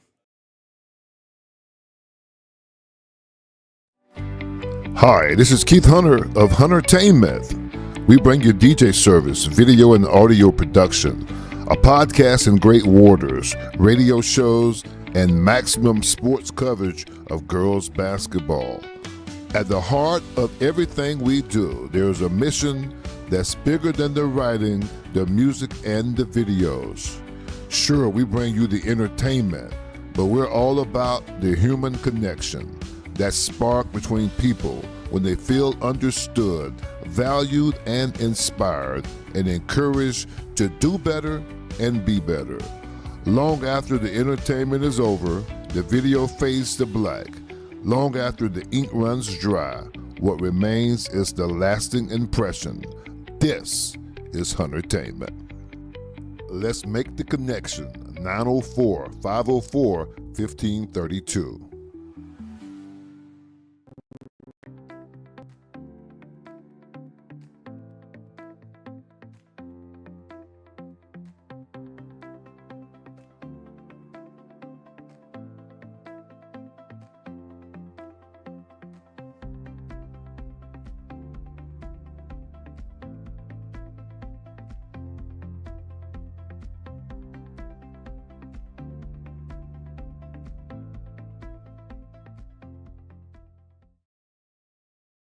No matter what's around the corner, we'll be there. That's why Farm Bureau Insurance has been a trusted name for over 70 years. You deserve more. You deserve a promise. Local people, great rates, friendly service. That's the Farm Bureau Insurance promise. Farm Bureau Insurance, serving Florida for over 70 years. In Suwannee County, you'll find Farm Bureau in Branford and in Live Oak. In Branford on Drain Street, phone 935-1274. And in Live Oak on Dowling Avenue, call 362-1274. Farm Bureau Insurance.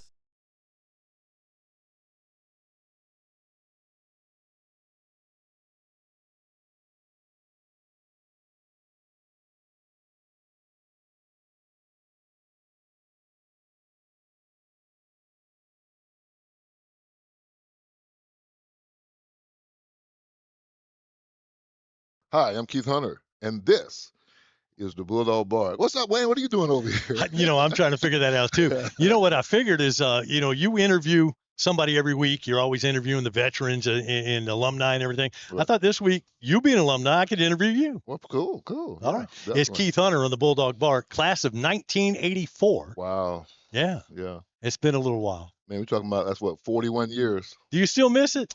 I love it. I miss it. Yeah, definitely. Yeah. Definitely. Every now and then I'll have a dream about a game we played where we didn't make the right play and we lost the game. Sometimes that comes up 40 years later. It's crazy. Yeah. Yeah. It does in different sports. Right. You think back about not only football but baseball, right, and some of the plays or what could have been, or right. But those memories will always be here. You can't take that away. And I tell those kids today, same thing. Yeah. A great play today could be a dog blast. That's right. Could be a 40 years later. You never know. If you could think back to your playing days, is there one play in particular that kind of stands out, or one game even? Yeah, one game. Probably the East Side game. Okay. And East Side had come in here. This was my junior year, actually, now. All right. And East Side had come in. They had been on a pretty good winning record. And I'm not sure if they were ranked in the state, but they were like on their way. Right. And they came into the doghouse. Coach Branch was our coach at the time. And, Okay. Coach Branch recently passed. Rest in peace, yeah. Coach. And he was our coach. And throughout the year, Cedric Jones and we had kind of rotated at quarterback. Okay. But after we lost to Santa Fe, Coach Branch said, look, we're going to change the offense up. Keith, for the rest of the year, you're going to be quarterback. CJ is going to be the fullback. Okay. And Warren Sheffield is going to be the three-back. Okay. We went on a 4-game winning streak, man, including beating Eastside 27-7. Yeah, and that's a bigger school from the Gainesville area. Yes, it was. Yeah. And at the time, they were cooking them, man. All those Gainesville teams like Eastside, Buchholz, GHS. You probably remember Santa Fe with Tracy Ham. Yeah. That's the district that we were in. Yeah. And it was just great, man. And that was probably the game that stands out. playing for Coach Branch in years that you played, and then Coach Pittman coming in after that, and we start winning state championships. Right. Do you ever feel like that you guys set the groundwork for that? Oh, no, without a doubt, we set the groundwork. Yes. I always say that. And a lot of my guys we played with, we know you got to crawl before you walk, right? And you got to walk before you run. And I felt that we started that process, and then people realized that, man, we had some great athletes here. And again, when Coach Branch came in, for instance, I played with Bill Reagans. Bill Reagans played for Coach Branch. It was just the transition, and it just took off, man.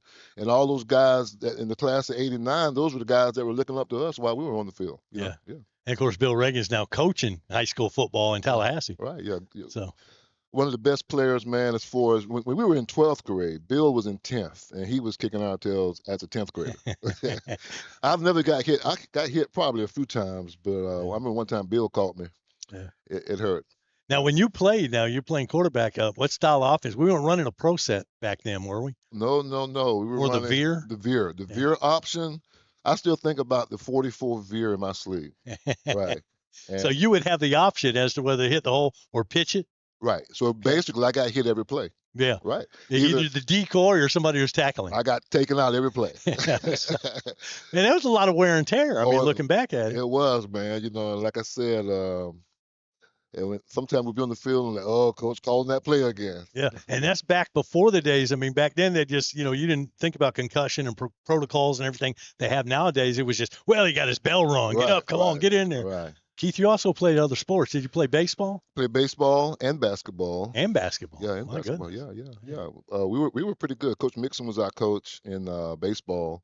And we had some pretty good ball. I played with Tammy's brother-in-law, Ronnie Neal. We called him the Snake. Yeah, and we had some good players, man. C.J. Jones, again, played baseball third baseman, and he was good. Tyson Johnson was an excellent baseball player, man. And we had Mike Martinez. We had some good ball players, yeah. I also played basketball as well. I played point guard. I was Coach Cato was my coach then. Right. Yeah, man, we had a lot of great players. Even came before me, like the Mike Jones and the late Keith Cherry and Bruce Perry, even Mike Perry, my classmate. Man, we had it rolling pretty good in all sports. If you could pick one sport, I mean, I know that's hard to do, but what would have been your favorite? It's different things. I probably was better in baseball. That was just my natural sport. I remember playing softball with you back in the 80s, early 90s. You were pretty good. Yeah. Well, like I said, that was pretty much a natural sport. Basketball was probably the most fun to play. And then the Friday night lights on football with the crowd interaction, you can't beat that in the football. No, that's true. I mean, as far as excitement, right. Nothing like Friday night under the lights. Man, I'm telling you, it was great. And then especially if you walk out there with a wind, man, and then you see that crowd's going crazy and those horns are going off. Yeah, so I would say the football atmosphere, that you can't beat it. You can't beat it. And now you're living in Jacksonville, but you still get a thrill when the green and white watching them on River Country or being back for a home game once in a while? Oh, without a doubt, man. Last year, that was great because last year I would be watching the game. I worked on Friday. Like, look, man, I'm going home. I'm tired. Yeah. And I'm going to sit here and I'm going to cut this football game on, man. And that started just being part of my regular routine. Yeah. And I think people really appreciate that, man. When you can watch your alma mater, even 40 years later, that itch never goes away. No doubt about it. Well, it's fun doing radio all those years, but you can't beat this live stream. No. I used to play jokes with you. I want to apologize for pulling your microphone. I remember those days. I'd be on the air. This is back when we were spinning records and, be talking and all of a sudden you just come up behind me and pull the headphone out. And then you did that to me a bunch of times. I got you back one day. Yeah. It was on a Sunday. I pulled the headphone out and you turned around and said, "What are you doing, man?" Hey, this guy remember the actual day. I can't believe it, man. Wow. Yeah, it's funny looking back at it now. Right, we had some good times, no doubt about it. But hey, and I appreciate what you've done for River Country, continuing the tradition from radio and now doing the bark on the stream. Yeah, it's awesome, man. You and I've been doing this Bulldog bark thing for probably since the late 80s, early 90s. Yeah. Yeah. I know it. You know, I saw, even, like Thaddeus Bullard. I remember interviewing him for the Bulldog Bark. Now he's big time famous guy. Titus O'Neil. He's on TV and everything. So yeah, it's awesome, man. He's a super guy. I see him down in the Tampa area. Right. My son sees him every once in a while. They went to school and right. every now and again, and he's still just down to earth, great guy. Yeah, not just him, but a lot of players, man. It's just awesome, man, to be able to talk to former players, former friends, even the new guys. It's awesome, man. It's awesome. All right, Keith, we're out of time. I'm going to let you do the wrap-up. All right. Well, Wayne, I want to thank you for stepping in and talking football as always, and I'm just thankful to be here and able to talk about some of our experiences that I had. Kind of weird being on the other side of it, isn't it? It's awesome, though, man. All right. You've been listening to a Bulldog Bark. I'm Keith Hunter. And I'm Wayne Luttrell. All right. RiverCountrySports.com. Are you new to investing and not sure where to begin? Start by looking for a financial advisor who will offer you a strategy personalized for you and your family. One who will be there as your life and financial situation changes. I'm Hunter Abercrombie, your Live Oak Edward Jones financial advisor. When we work together, we'll focus on what's important to you. We'll use an established process to create a personalized financial strategy backed by the advice, tools, and resources to help you reach your goals. And we'll partner together to help your strategy stay on track. Contact me today at 386-364-3699. Edward Jones, member SIPC. It's rodeo time in Live Oak, the 5th annual Swanee River Roundup Pro Rodeo, October 17th and 18th at the Bob Holmes Covered Arena at the fairground. Bull riding, bronc riding, barrel racing, roping, steer wrestling. Tickets at the gate, adults just $10, 12 and under $5. The Swanee River Roundup Pro Rodeo, presented by Pilgrims and sponsored by Visit Swanee County. Friday and Saturday, October 17th and 18th. Live streamed on the 18th at rivercountrysports.com. Don't miss the rodeo. For more, visit SwaneeParks.com. What's up, guys? Welcome to Van Carpet One. For 78 years, we've been your local family-owned and operated floor covering store, and we can't wait to serve you. Let's go check out some of the stuff we've got and say hey to the guys. Hey guys, this is Michael Van here at Van Carpet One. Wanted to show you our huge display of carpet. Got about 1,000 rolls for you that we can order. We also keep about 100 in stock that are on clearance, so please come down and give us a visit. We appreciate it. Come in and see the largest tile collection in North Florida. Van Carpet One has every tile you could possibly imagine. If you can't find it here, they don't make it. Guys, take a look at this. This is just some of our options in waterproof vinyl plank, where we have the largest selection anywhere around here, including over 70 pallets in stock, ready to go right now. Come in and see our fantastic selection of elegant hardwood too, followed up by fantastic service that you expect from a company like Van Carpet One. Come on in and see us. We can't wait to serve you. And that's a boom shakalak.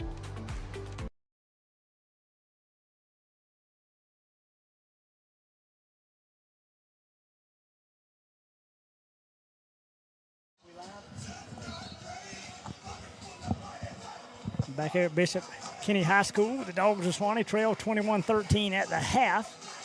As we await this second half, we'll see what kind of adjustments have been made and see if the old Dogs can make a comeback. Yeah, hopefully so. I thought going through the progressions there in the first half, Swanee's offensive line did a really good job at pass blocking, giving Sykes a little bit of time back there to make some really good throws. Started getting a little bit going in the run game, so let's see if we can pick up where we left off and keep moving forward. And the good thing about it, we will receive the kickoff here in the second half. Domingo tees it up at the 40-yard line for Bishop Kenny. We'll see if they went with their other kicker, and they may have. No, they will go with him. No, they will go with the other kicker. That's number 7, high end over end kick. Fryer will receive it right around the 12-yard line. Fryer takes off to the far side of the field. Got a little running room, cuts to the inside, a little juke move, a little spin move. Off to the races around the 40 to the 45, and we got a little skirmish going on around the 37, so there's going to be some kind of penalty. There is flag in about middle of the field, and there's one on the far side too. Probably not good news for Swanee, but another nice return by Fryer. That's 3 tonight. Yeah, somehow he finds that crease, and I'd like for him to run it to the near hash where I can see him a little bit better, because he did a pretty good juke move somewhere around the 35. Cut to the outside. Great return, but it may be coming back.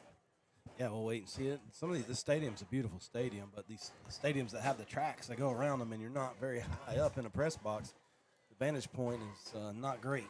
So sometimes it is difficult to see across the field like that. Yeah. Holding against the Bulldogs. The penalty is declined. Holding against the Bulldogs. All right. So 2 separate holds on the play. One was declined, and the one that was the more favorable spot for Bishop Kenny accepted. Going to back us up 10 yards. They have not enforced that infraction just yet. They will now. Yeah, that'll take place. The penalty marched off from the 34-yard line. That'll take it back to the 24. 1st and 10 Dogs from there. Swanee up to the line of scrimmage. Sykes will be the quarterback. Single back in the backfield. 2 receiver set to the near side. And we'll hand off. First back through. Tries to cut it to the outside. That's old number 22 once again. He hits the hole real hard. Puts his old shoulder down and bowls his way forward. Across. Wow. Maybe coming back as well. That's in the area of an offensive hold in the backfield, so we'll have to wait and see. Yeah, and that was Nelson again. He's in. Part of sports, if it does, then you know you got a guy you can rely on. Yeah, it is a big part of football for sure. Injuries, and it's unfortunate that that it happens, but everybody knows the risk of getting out there and playing this physical sport. And hopefully Lady Luck's on your side and you can cruise through the season and keep healthy. But let's face it, it's not easy. Football is a tough sport. These kids have been working. Both squads have been working through the summer heat, working in the weight room, doing everything they can to get ready for the year. And it's the teams that put in that extra work. When you have those volunteer practices when it's hot, and you'd rather go fishing, you'd rather do something fun. And those guys that get out there and get after it during the summer months makes the difference when you get into these type games. Right, that's a lot of stuff. I can't necessarily speak for the Bears, but that's a lot of things that we've seen out of the Bucks here over the summer. I know just the short time I was around just seemed like great camaraderie, everybody kind of buying in. And we may have a delay coming up here. Looks like both teams are headed off the field. So we may have a weather delay is what I'm guessing. So a 30-minute weather delay. 30-minute weather delay. Okay, great. I actually spoke about it on the ride over. Was hoping not to see a weather delay take place, but that's one of those things that you run into in Florida. You just run into that weather. They could at least got us till halftime. That would have been nice. Yeah, I know that. The fans are telling me. There's nothing I can do about it. The officials made the call, and now we're going to have a delay of a half hour at least, as there is lightning in the distance. But according to radar, that's going around us, and so should not be a problem. But you never know about lightning. I mean, it could strike any time. So they're going to err on the side of caution.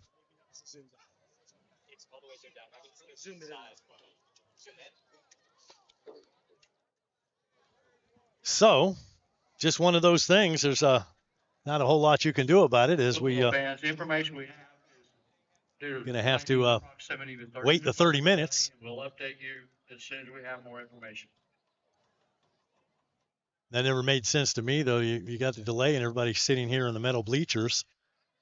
Wow, the kids are off the field. I understand why they do it. I just would rather get the game in myself. So we're in a holding pattern here in Cross City. Guess nobody was able to tell the refs there on the field about the weather pattern going into trying to go around us there. But all right, 3:53 left to go in the second quarter. We were kind of hoping to get in the rest of the first half. That way your halftime could merge into your weather delay as well. That's what we were hoping for. We were shooting for that clock to keep running, but they stopped it at 3:53. We're going to step aside back after this on rivercountrysports.com.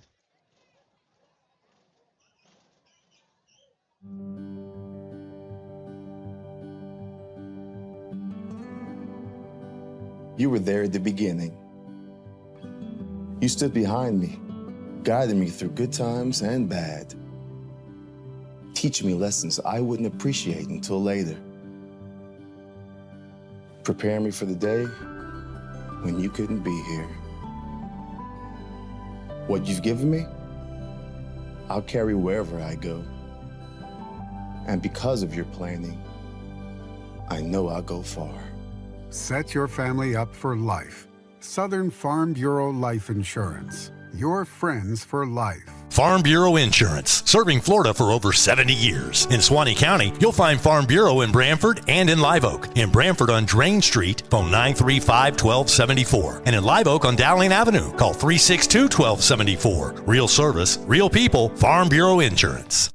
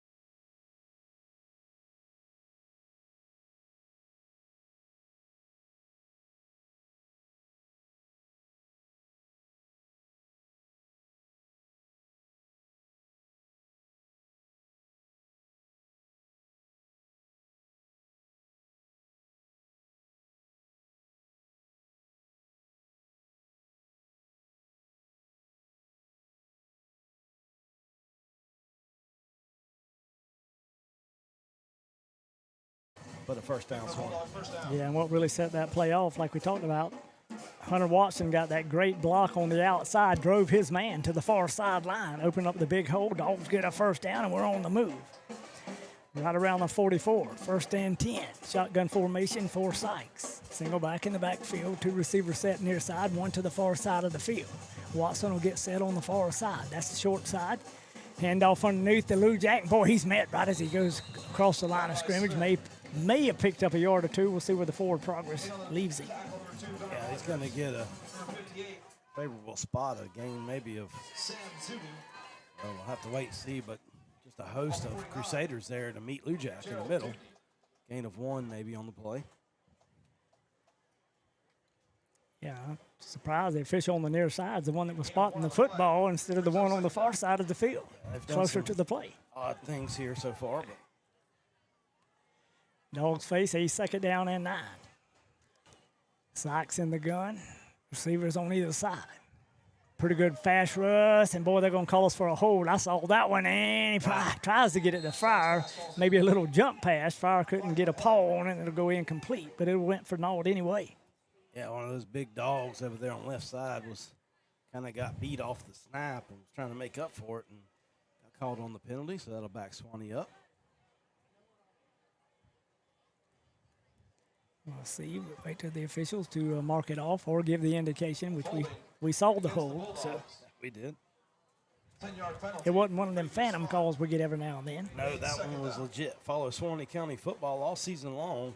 Like and subscribe to the channel and catch all the action of Buccaneer and Bulldog football exclusively here on River Country Sports. That'll back Suwannee up all the way somewhere around the 47-yard line. That's a big one. Oh, yeah. Going to need about 20 yards for the first down. 2 wide receiver set, little play action, and no, we hand it off to Nelson straight ahead. He gets met head on at the 50, fights his way to around the 49 3/4. There was a collision at midfield. I mean, a collision. Tough yardage there. Brings up third down and about 15. And they'll actually spot him right around the 50. Sticking out there tonight. Big third down call for the Dogs. See if we can pick them all up. Also may have the option of getting about 7 or 8 and then putting yourself in a position to maybe go for it on 4th down. Cease. Shotgun formation for Sykes. Single back in the backfield. Here it is. No play action. Little shoulder roll. And, boy, he's going to get a sack attack right around the 45. Just had nobody to go to. We were covered on the far side. Yeah, just pressure came from all directions that time. Pocket collapses on Sykes. And we got some little extra activity out there. But Swanee's going to trot off to the sideline. We're going to have to punt. Looks like this time number 29, Anthony Wilson, will do the kicking chores. He'll stand somewhere around the 32.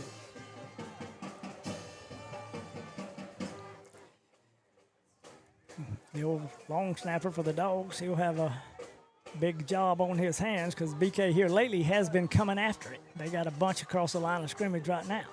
Kind of a low snap, drop the football, but he does get it away. Kind of a high knuckleball and kick's going to land around the 40, maybe the 39, and go out of bounds. Yeah, that one hits and just dies right there. Like a quill. Saw one of those Bishop Kenny Crusaders go down on a non-contact injury, grabbing a lower extremity. You'd hate to see that. Yeah, I figure it's time for those cramps to kick in early in the football season. Stretching out his calf. And we'll take a break on River Country Sports. That's Bulldog football.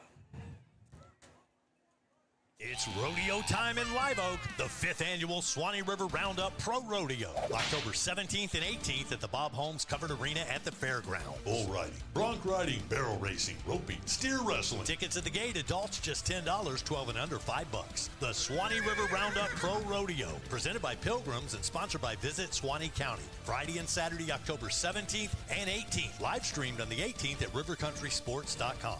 Don't miss the rodeo. For more, visit SwaneeParks.com.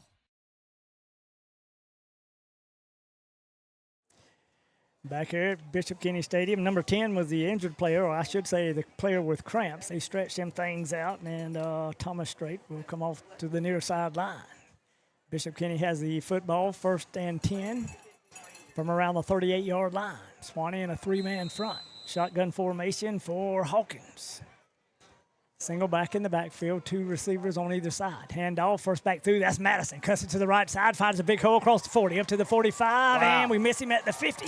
Still on his feet, cuts across the field. He's at the 40, near side. Got 2 blockers in front of him, and Madison will pretty much walk into the end zone on the near sideline.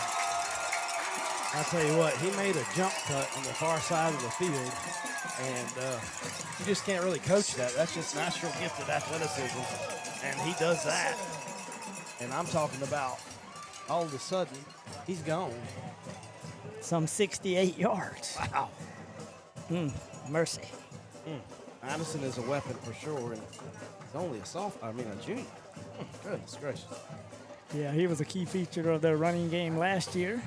And it looks like he's going to be a big key to this year's team. Bishop Kenny leads it 27-13, and they're looking for one more. Number 7 will do the kicking chores this time, and that'll be McCoy.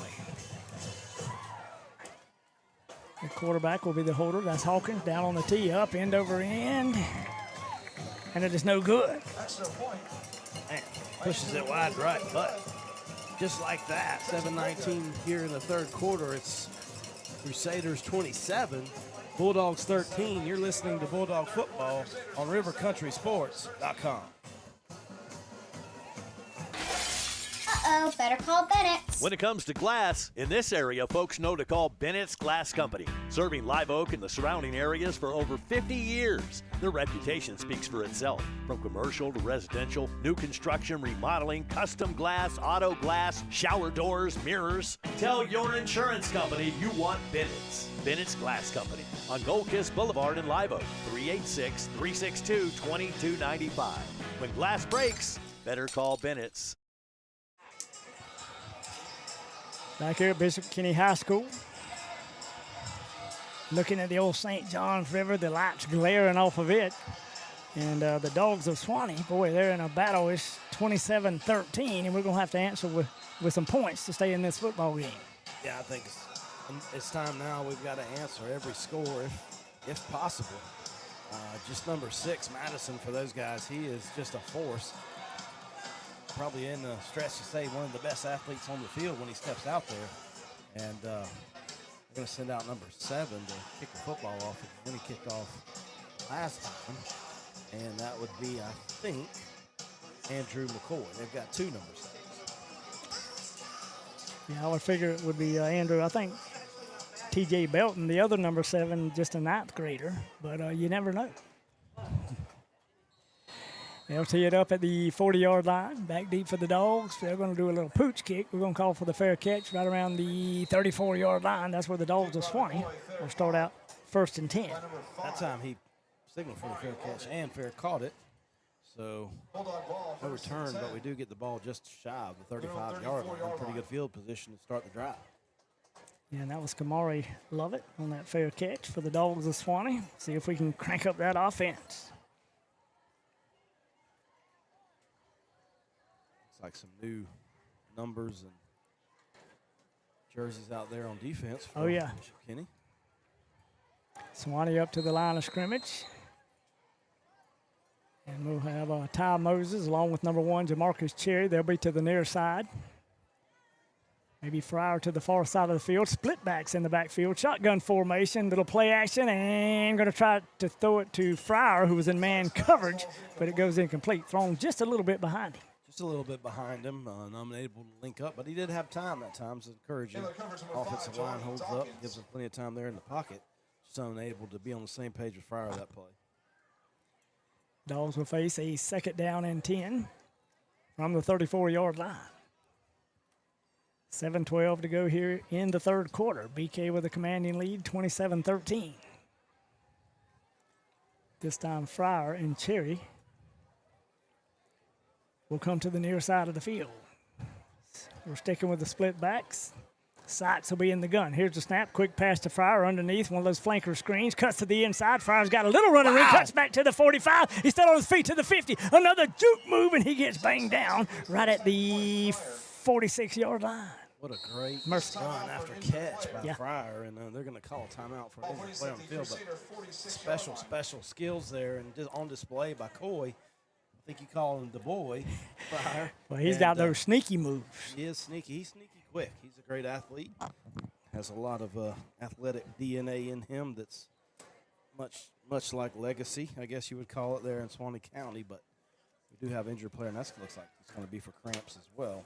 And while we have that injured player, I will say, hey, if you're in the market for real estate, call Pool Realty. Their team has the experience, the knowledge, and the listings to make dreams come true.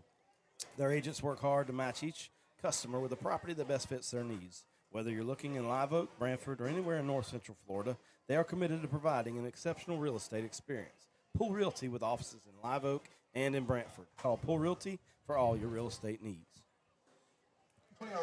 Still trying to work those cramps out for one of Bishop Kenny's players. Yeah, and you played football a long time ago, but they still had cramps back in them days. Oh, yeah. But it seems like once you actually get a cramp, it's almost too late for you in that game. They can kind of, you can drink the pickle juice and all, but it's more of a proactive approach on cramping with being hydrated, maybe the pickle juice, trying to stay stretched and those kind of things, because usually once they set in, it's difficult to overcome them without some sort of intravenous fluid. Oh, yeah, and that's one of the things. It doesn't matter. I mean, they may go away for a little bit. You go push off on the wrong foot, the same one with that calf cramping, and it's going to ball up on you again.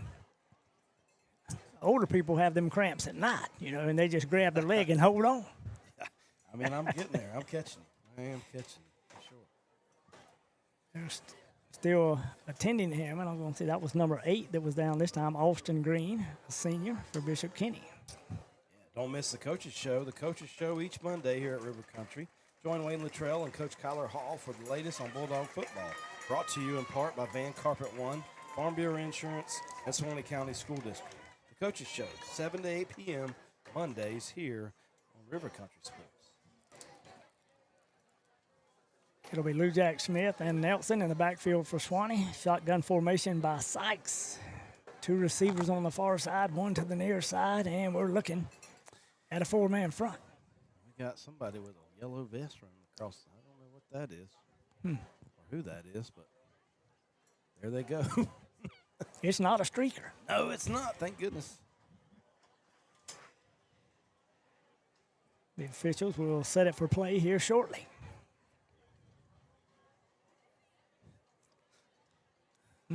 Maybe. And finally, he lets that hammer knocker roll. Shotgun formation. 4-man front for BK. Here's the snap and handoff to number 28. That's Lou Jack. Big hole left side. Lou Jack's got a crease. He'll cross the 35 and be banged out of bounds. Close to around the 32. We'll see where they actually spot him. Yeah, that was a nice run there by Lou Jack, and good blocking downfield by the Swanee offensive line, and got a little something going with that double back split set. Yeah, he got out there pretty quick off tackle, so there had to be some good blocking. Found a big hole, and they'll actually spot the nose of the football at the 30-yard line. 1st and 10 Dogs from there. Swanee moving the football. 2 receivers set near side, 1 to the far side, split backs in the backfield. That'll be Smith and Nelson. Here's the snap. Handoff once again to Smith. Go back to the well once again. We'll pick up good yardage. Still driving, and we got a pack of them Crusaders standing us up, but then I see a flag come a-flying. Yeah, it comes in kind of right out of the whistle being blown, so I'm not 100% sure what it is, but the same play, again, worked well again. Would have been a first down or close to it, but we'll just have to wait and see what the penalty is. We're hoping maybe a face mask. Yeah, we picked up, looked like about 9 yards on the play. Let's see which way we're walking. Well, it looks like we're going the other way. I just didn't see many Bulldogs around that play, but I don't got instant replay with me. Coach Hall's talking to him, asking how that can be holding, and I'm kind of in agreement. It's a long ways from us, but, I mean, the play was almost over, if not over. Forward progress had stopped before the flag came. That'll back us up to somewhere around the 32-yard line. 1st and 12. Same set for the Dogs, split backs in the backfield.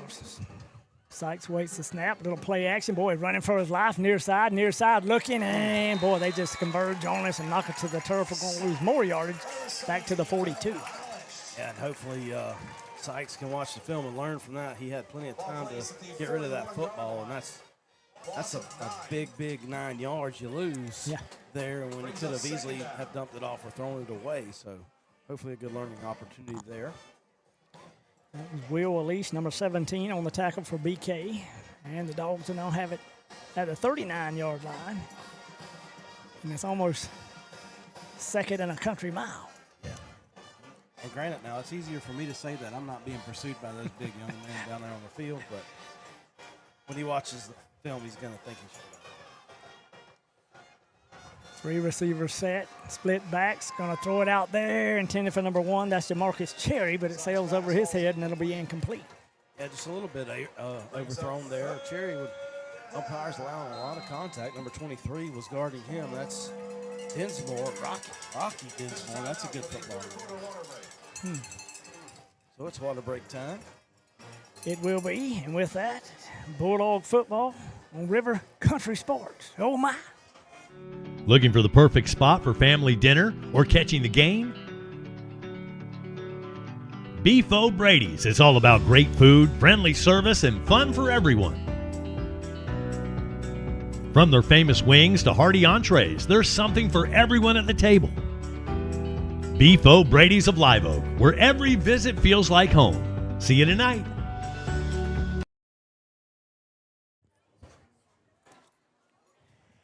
Back here at Bishop Kenny High School where the Dogs of Swanee trail 27-13, 5:17 to go here in the 3rd quarter. And like I say, we're facing 3rd and a country mile. Yeah, it is, and you know, you got a couple options. Try to short and maybe pick up 3 points, or just pick up some yardage if you're, content with trying to go for it. But penalties right now, a couple key penalties have really killed a couple drives. Yeah, I think the one holding penalty when we had picked up 9 yards, and it would have been maybe 2nd down and 1. That one hurt us pretty badly and backed us up. Then we had to take a sack. Big 3rd down situation for them old Dogs of Swanee. Split backs in the backfield. That'll be Nelson along with Lou Jack. Shotgun formation for Sykes. Sykes looking down the field, and got a wide open DeMarcus Cherry. Wow. Cherry makes the catch on the far sideline. And somebody say, give that dog 6. Oh, my. Wow, what a beautiful throw and catch from Sykes to Cherry, but that's not going to happen without that offensive line picking up and double teaming. And I'll tell you what, that was just a well-executed play for Swanee. And there's maybe going to go for 2, but what a great play for the Bulldogs. It was, and he was almost quarantined over there. I mean, he had like about a 3 yards on the defender. Just a great throw and a great catch, and the Dogs tack on 6 and see if we go for 2. It would make sense that we would. We'll wait and see. It looks like we're going to do that, but that's at the 5:04 mark. And looks like we're getting the play call from the far sideline. Sykes will be in there and see if we go from the gun or under center. The split backs that seem to work out pretty good. We'll see if we stick with that as well, and it looks like we will. Bishop Kenny all bunched up. We're taking a lot of Yeah, time. we are taking a lot of time. Split backs in the backfield. Got motion to the far side by Moses. We'll come back, throw to the other side, and we are wide open, and Fryer gets the 2-point conversion. I'm Great telling you, job. Sykes threw a strike. He threw a bullet fastball right there between the 1 and the 0. The defender slipped and turned and failed. Fryer just standing there ready to catch it, and a huge momentum shift in the football game. When we could have, kind of folded a little bit. Yeah. We had another penalty, took a sack. Maybe he wanted back, made a great throw. Touchdown, 2-point conversion, right back in this football game, only trailing by 6 against a really, really talented Bishop Kenny team. 27-21. Dog football on River Country Sports. What's up, guys? Welcome to Van Carpet One. For 78 years, we've been your local family-owned and operated floor covering store, and we can't wait to serve you. Let's go check out some of the stuff we've got and say hey to the guys. Hey guys, this is Michael Van here at Van Carpet One. Wanted to show you our huge display of carpet. Got about 1,000 rolls for you that we can order. We also keep about 100 in stock that are on clearance, so please come down and give us a visit. We appreciate it. Come in and see the largest tile collection in North Florida. Van Carpet One has every tile you could possibly imagine. If you can't find it here, they don't make it. Guys, take a look at this. This is just some of our options in waterproof vinyl plank, where we have the largest selection anywhere around here, including over 70 pallets in stock, ready to go right now. Come in and see our fantastic selection of elegant hardwood too, followed up by fantastic service that you expect from a company like Van Carpet One. Come on in and see us. We can't wait to serve you. And that's a boom shakalaka. And the Dogs back here at Bishop Kenny High School after the big touchdown, 2-point conversion, 27-21 Crusaders. We tee it up at the 40, and boy, we put a big foot into it. BK will receive it right around the 10-yard line. Going down the far side of the field, they got a crease. See if we can make a tackle. Far side line, breaks it across the 40 up to the 45. We may have driven him out of bounds around the 47. Hard to tell what's the ball carrier and who's doing the blocking. Yeah, big jumble pile over there, but just a really nice return. And I really never got the number of that Crusader. I think it may have been, well, I'm not gonna, I thought it was maybe it was number 7, but I think it's actually number 6? That was number 6. Yeah, probably number 6. That would have been Madison. And for some reason, he's over on outside. Maybe the returner was hurt, or I'm not really sure what happened. I think we got an injured player over there on the Swanee sideline. Looking to score big, Swanee Graphics is your one-stop shop for all printing needs. See them blueprints, brochures, forms, books, banners, signs, hats, engraving, even pre-made gift items ready to buy. Call them today at 386-362-1848. Yeah, and that might have been Dawkins who was on that return on the far sideline, way across the field. May have been the shook-up player as well. I believe you're right. But Bishop Kenny will have great field position after the Swanee score. They'll bring it all the way out to around the 47-yard line, 1st and 10. That old dog defense is going to need to hunker down. We need a takeaway. Shotgun formation for Hawkins. Single back in the backfield. 2 receivers set to either side. Handoff, first back through. Boy, that scat back runs through there, and he's got it off to the races. Right up the middle of the football field. Quick opener at number 17. That is Alish. Will go all the way for the score on the first play from scrimmage after they took the ball over. That one hurts. just a handoff right up the middle, and he just literally scats through there, and we're unable to run him down. And just like that, they score again. Well, I think maybe the Dogs were thinking with Madison coming to the near sideline that they weren't going to do a quick opener. They were probably going to throw the football, but you can't think about that. You got to read your keys and keep that middle stout. Bishop Kinney will line up for the extra point attempt. Number 36, he'll do the kicking chores this time. Down on the tee. And, boy, we almost got in there and blocked it, but that joker was good. Somehow it got through our hands. I think it went right through him. Nonetheless, with 4:40 left to go in the third quarter, it's Crusaders 34, Bulldogs 21. You're listening to Bulldog Football on rivercountrysports.com. Hi, my name is Catherine Haney. My grandfather and my dad, Wes Haney, have been selling and servicing Chevrolets in the Swanee Valley area since 1968. I'm here with my brothers, Weston and Jonathan. We want to tell you why Wes Haney Chevrolet is the best place to buy a car. At Wes Haney Chevrolet comes down to two things: low prices and excellent customer service. You are a part of the family just as much as we are. Your happiness is my dad's first priority. He will always fight to make sure you get the best deal and the best experience. My dad doesn't play games and he doesn't charge dealer fees, so we can always get you the best price. We have amazing incentives this month to put together a great deal on any Chevrolet car, truck, or SUV. The best built, longest lasting vehicles on the road. We guarantee a better deal and customer experience than you can get anywhere else. We would love to show you our beautiful selection of new and used vehicles. We are located in Live Oak, Florida on Highway 90 East. I can guarantee our dad will give you the best deal, and we are excited to earn your business. This is Wes Haney, and as always, no dealer fees, no games. Come see my team at Wes Haney Chevrolet. Back here at Bishop Kinney, this beautiful campus and great sight from a football field that's been well taken care of. They have immaculate amenities over here, to say the least. See if the Dogs of Swanee can return the favor here and get a big kickoff return to kind of set this thing back right. And I think number 36, Lakovic, will do the kicking chores. He's the one that got the last extra point. Big number 34 will set it back on the tee for him.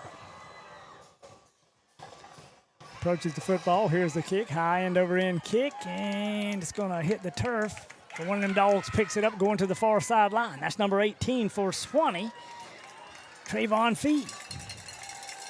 Looks like he's going to get granted forward progress out to about the 25, and that's about it.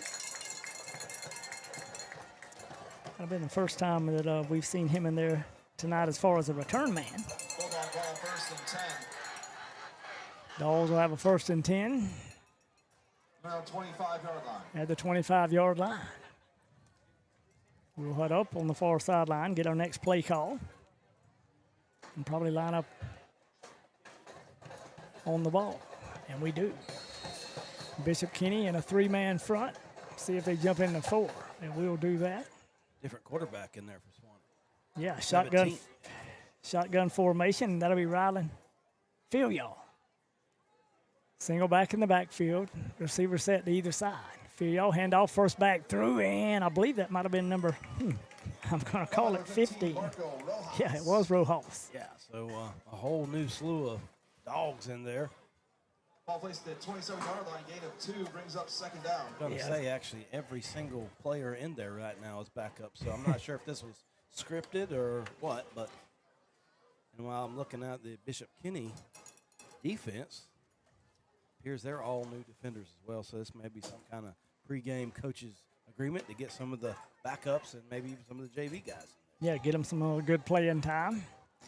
Filial will be the quarterback. He'll be in the gun. Rojas maybe is a single back near side. Take it against the left side, and he'll put his shoulder down, bowl his way up close to the 30-yard line. Yeah, just a handoff off the left side there, and he does. He bulldozes his way out to about the 30. Brings up now 3rd down and about 5 yards to go. See what the Dogs do here on this 3rd down situation. Need to pick up at least 5, maybe 5.5. Dogs in that old huddle. Out of the huddle and up to the line of scrimmage. Bishop Kenny digging in on the other side, and like you say, that is 3 new guys for Bishop Kenny across the front. Shotgun formation for Phil Y'all. Single back in the backfield. We got a short slot. Phil Y'all looking. He's going to scramble near side. Going to try to throw the ball to number 44, but it's incomplete. And that would be Shane Wright. Penalty flag down. So we're going to have holding in the backfield by Swanee as well. There's a flag on the play. Try to get some of these numbers and names given to you. I see number 34 in there for Swanee, Lance Hart. Number 23, Ajari Williams. Yeah. Across the front, looks like number 64, Trenton Anderson. Number 65, Logan Myra. That penalty is declined. I think number 72, Kason Meeks. We just had a whole new set of dogs. Yeah, it's a whole big deal, and they declined the penalty, so it's going to be 4th down and punt. Punting team will come out on 4th, and we'll call it about 5 yards for the first down. See which one's doing the kicking chores. See if it's Wilson or Slaughter. I'll see the number in just a second. Here's the snap. Handles the snap pretty well. End over end kick, and Bishop Kenny calls for the fair catch right around the 40-yard line. That's where they'll start out 1st and 10. Yeah, and I think even the offense coming out for Bishop Kenny is going to be new faces and new places, and we'll wait and see what happens for Swanee on defense. But you get the sense and the feeling that both coaches have decided that they're going to go ahead and get some playing time in here in the preseason format, which is really what you want. Yeah, get them some of that on the field playing time. Got to see who the quarterback. I believe it'll be number 15 this time, and that is Aiden Smith. And hold everything. We have to call a timeout. I think we've got a plethora of Bulldogs on the field. Plethora being more than 11 in this case.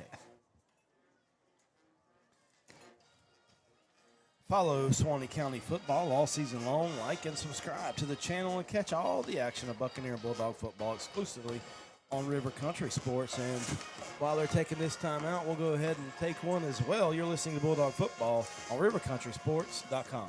Rapid Fiber Internet's locally owned and operated, powered by Swanee Valley Electric Co-op. Our local employees are dedicated to providing a world-class customer experience to each of our Swanee Valley Electric members. Make the switch today to Rapid Fiber Internet's 100% fiber to the home internet system. To learn more about Rapid Fiber Internet, visit rapid-fiber.com. Again, that's rapid-fiber.com or call 866-64-RAPID. Back here, Bishop Kenny has the football. Swanee trails 34-21. The new quarterback will be Aiden Smith. He'll stand in the gun. Number 34 will be Sutter. East side car right. Handoff to Sutter. He'll come back to the near side. A couple of them dogs got him hemmed up right around the 40, and they'll bring him down to the turf right at the line of scrimmage. Yeah, included in there is number 49, Dalton Lingblade. Number 53, Bryson Dunn. Number 40, that's Carson George. A bunch of new dogs out there. Bunch of new dogs and old eyes for me trying to see who they are. Well, you got a few ninth graders out there. Shotgun formation for Smith.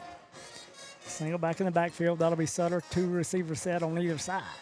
Swanee in a 3-man front. Here's a snap. Handoff to Sutter. He does a little stutter step right at the 40. Still on his feet to the 45. He'll bang his way across the 45, and the dogs will upend him around the 47-yard line. Looks like big number 9 for Swanee. Kamari Thompson in there on the tackle. Ball plays the 47-yard line, gain of 6. Brings up a 3rd down and about 3 for the Crusaders. Under 2 minutes to go here in the third quarter of the play here at Bishop Kenny. Still waiting on that wind that you said it's supposed to be coming. It never happened. Ball set right around the 47-yard line. Shotgun formation for Smith. Single back will be Sutter. Little play action, quick pass to the outside. And boy, the receiver just couldn't hang on to the football. It was intended for number 20, and that is Jaden Ransom. Yeah, Ransom tried to maybe make a cut and move, took his eyes off the football for a brief second, just enough to drop the football. It'll be 4th down and very short 3. A long 3, short 4. And looks like they might be going to stay out there and go for it with the young Crusaders. Yeah, with only 1:22 to go here in the third, they're going to do that. We'll call it 4th and maybe closer to 3 yards. 2 wide receiver set far side, single back in the backfield. Smith is your quarterback, and Sutter will be the lone back. Here's a snap, a little bit of a high snap, no pressure, throws it to the outside. They make the reception, and they're kind of walk down the far sideline. They'll get inside our 45 to be banged down right around the 43. Yeah, wide open over there, nobody on him. He just makes a nice little jumping catch and gets forward down the field for a first down for those Crusaders. First down, Crusaders. Ball plays at the Bulldog 43-yard line. 1st and 10, Dog still in a 3-man set. Right across the front. 10 yards. Number 20, Ransom will come to the near side. On with, I think, number 28, that's Quinn. Shotgun formation for Smith. Single back, boy, high snap. Them Dogs got to come after the football. The quarterback pounces on it way back at the 45, so they'll lose pretty good yardage on that one. Yeah, high errant snap. Loses about almost 10 yards. It's going to be second in the St. John River to go for the Crusaders. I'd like to go jump in that river right about now. I'm just going to tell you. It's dripping in here. Yeah, no, it's pretty warm. A little bit, I'd call it high humidity. Yeah, I'd call it that too. BK up to the line, facing a 2nd down, and we'll call it maybe closer to 22. Shotgun formation for Smith. Little play action, tosses out to the far side. We missed 1 tackle, 2 tackles. BK still on their feet, crosses the 50 up to around the 46-yard line. So a pretty good gain there for the Crusaders. It had an opportunity to limit the gain to about 5 yards, but 1 tackle missed, as you said, 2 tackles, and then it took a whole host of Dogs to drive him down, but he gains almost all of that errant snap yardage back. Should bring up a first down, I believe. I was thinking maybe down marker says 1, but can't be that. And the time runs out here in the 3rd quarter of play. And with that, we'll take a break on rivercountry.com. Somebody say, oh my. Your one-stop auto shop, J&W Automotive. You know, at J&W, they do paint and body work. Yeah, collision repair, paint jobs, bumper repair. They'll handle your insurance claim for you. At J&W, no job is too big or too small. They also sell vehicles, repair vehicles, retire vehicles, plus front-end alignments, AC work, computer diagnostics. They cut and program keys. They are your one-stop, all-in-one automotive shop. J&W Automotive. Highway 129 North in Live Oak. Call 364-1377. Online at jwautos.com. No matter what the road ahead brings, we'll be there. That's why Farm Bureau Insurance has been a trusted name for over 70 years. You deserve more. You deserve a promise.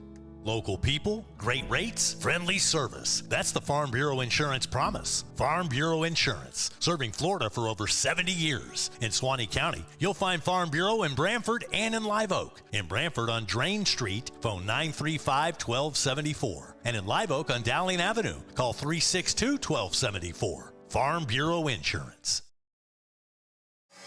And welcome back here to Bishop Kenny High School, Joseph Peretti Field on the banks of the beautiful St. Johns River. Swanee's trailing 34-21. The reins have been handed off, so to speak, to the younger Dogs and the younger Crusaders here in the late 3rd quarter, now starting the 4th quarter. Yeah, and they've been cranking up Sweet Caroline. Yeah, never a bad thing. Mm-hmm. So Bishop Kenny with the football. It is 3rd down and 12 from the 45-yard line. That old Dog defense needs to hunker down. Shotgun formation for Smith. Sutter will be the long back. He's on the near side. Smith looking, plenty of time. Throws it to a wide open receiver near side of the football field. Our helmet comes off. The receiver gets tackled, but he picks up a first down around the 30-yard line. Yeah, that was sophomore for Suwannee, Jaden Polite on the tackle. And, helmet comes off, so he's going to have to take a play off. But a big first down for those Crusaders. It will be here early in the 4th quarter. Suwannee trails 34-21. 11:53 to go here in this ball game. Shotgun formation for Aiden Smith. Sutter, the long back in the backfield. 2 receivers set on either side. Swanee in a 5-man front. Here's the snap and a handoff to Sutter. Straight up the middle of the field. Has a big hole. We horse collar him more or less. Somewhere around the 27. Yeah, high tackle combination there by number 18 and 15. Excuse me, for Swanee. That's Trayvon Feed and Marco Rojas. And tackle number 15, Marco Rojas. And number 18, Trayvon Feed. Clock is running. 28-yard line, gain of 2, brings up second down. And BK kind of taking the time. I guess, you know, they're having to relay the plays in to the quarterback, so he comes to the near sideline. That's Aiden Smith, number 15. He is a junior. He's a big young man as well. Yes, he is. 2 receiver set on either side, single back in the backfield. Shotgun formation. Swanee now in a 3-man front. Here's the quick pass to the sideline, and the receiver tried to run with it before he caught it. It'll be incomplete, and it was a good thing for the Dogs. Yeah, it was a good thing. I'll tell you what, don't miss the player spotlight in the Bulldog Bark at halftime if Dog Ball broadcast. Player spotlight with current team members is brought to you by Hunter Abercrombie, your Edward Jones financial advisor for Swanee County. The Bark is presented by Huntertainment. Join Keith Hunter with conversations from former Dog greats. The Bulldog Bark and the player spotlight halftime features on Swanee broadcast here on River Country Sports. Smith, the quarterback, he's in the gun. Pretty much the same set, single back. Here's the snap, looking, play action, throwing to the wide open receiver, and that'll be complete to number 40. He will tightrope the sideline, and he'll go in for the score. And number 40, I'll have to get his name. I hadn't heard him called, and that's old Jack Kissel. Yeah, nobody covered him. I mean, nobody. And he just about walked himself out of bounds. Yes, I think he didn't realize how wide open he was. And when he called the football, saw the end zone and tight-roped his way down there and give the Crusaders 6 more. Blown coverage by Swan.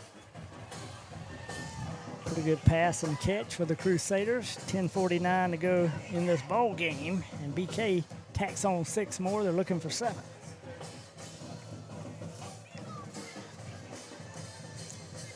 See if they go with the new kicker. I think earlier it was number 36, Lakovic.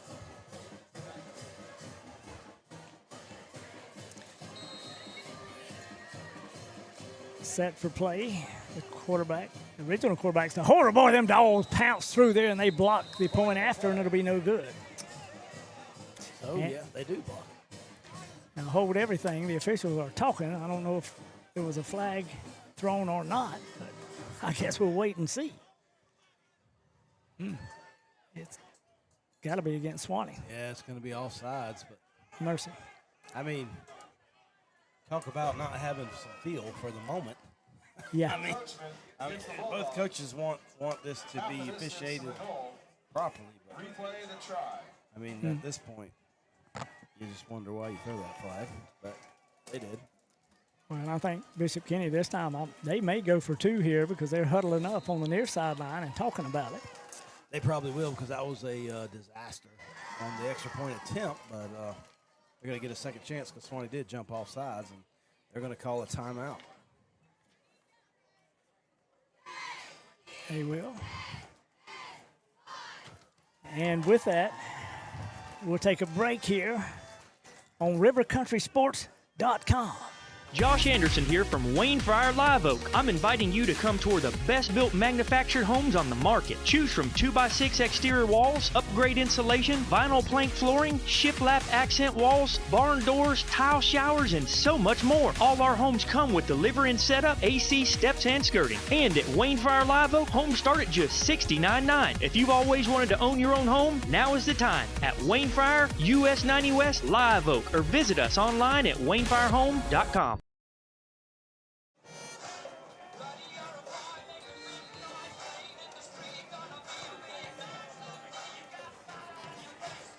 Back here live at the old stadium, Bishop Kenny High School. Bishop Kenny with a commanding lead, and they will go for 2. Smith will be the quarterback. And it'll be Jack Sutter, number 34, the lone back in the backfield. 2 wide receiver set near side. It's going to be the quarterback this time. Smith rolling near side. He's going to complete the pass to number 33, and that is Braden O'Neal. And they'll tack on the 2-point conversion. Yeah, and I think one of our young men just got a penalty flag thrown on him after the play. I'm not really sure what happened. Some people might watch that and say, why did they go for 2? Why are they throwing it? Because those guys want to, get experience in there, and they may come down to that at the end of the year because you don't know who's going to get hurt and what's going to progress. So these young guys are hungry to go out and make a play, and the coaches want to see what they can do in a game environment. So in a preseason game like this, you don't take that with any kind of disrespect. Oh, no. And I'll assume the penalty will be assessed. I think it'll be on the kick. Yeah. Which I don't know if it was unsportsmanlike or exactly what it was, but we'll see. Not sure. I almost thought I heard them say they declined it, but well, they may have. Not 100% on that.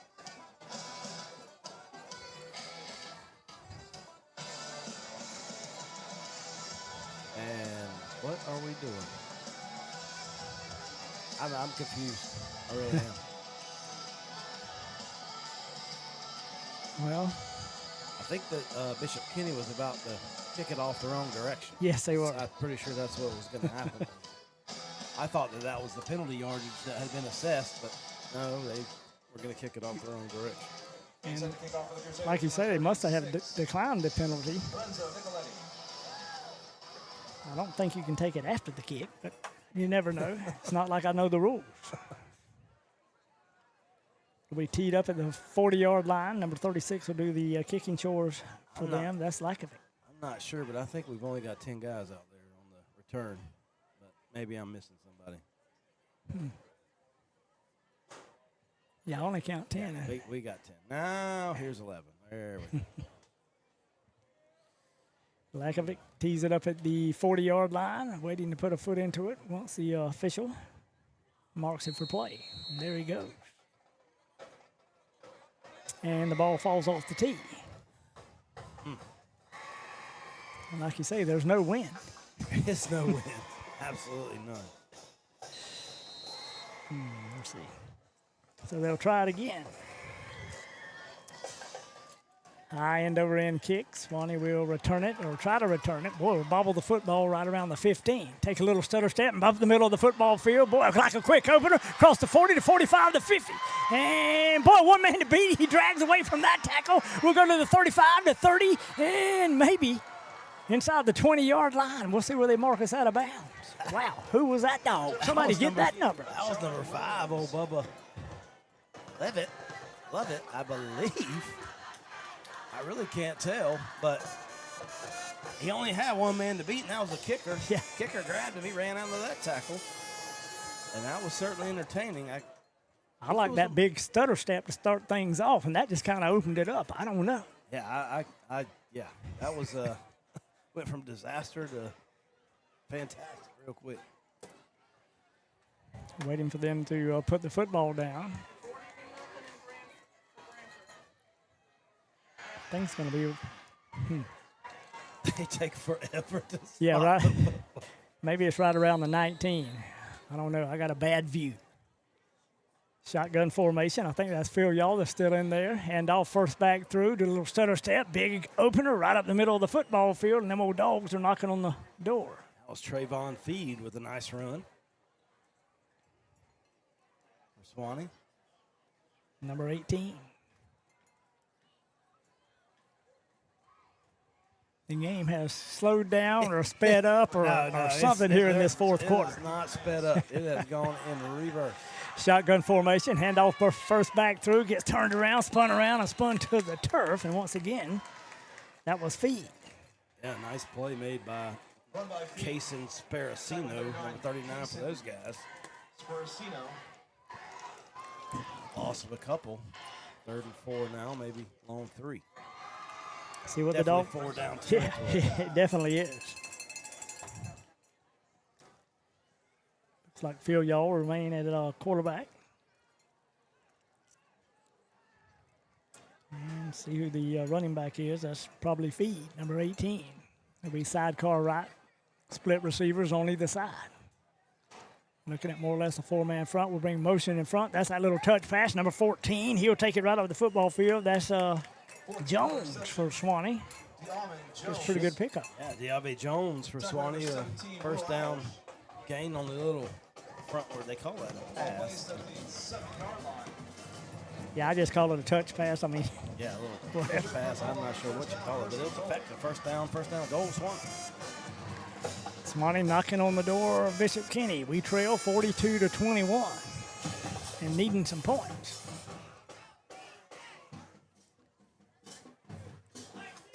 Once again, Phil Yaw will be the quarterback, single back in the backfield. Hand off to number 18. That's Feed. Does a little stutter step, cuts back to the middle, and boy, he's got to be close. And finally, I think one of the officials says touchdown, Swanee. Oh my! Yeah, he scores. Give him 6. The Young Dogs get it done. Gets the Young Crusaders. Yeah, and that was number 18, Trayvon Feed. Pretty good. See. Looks like we may be going for 2 ourselves. Not 100% on that. That's at the 8:27 mark. I think you're right. Does go to the sideline. That's right with Phil Yaw to get the play call, and Swanee will go for 2 as well. Probably a good idea. Get some, see how that running game can do. Phil Yaw will be the quarterback when they break the huddle.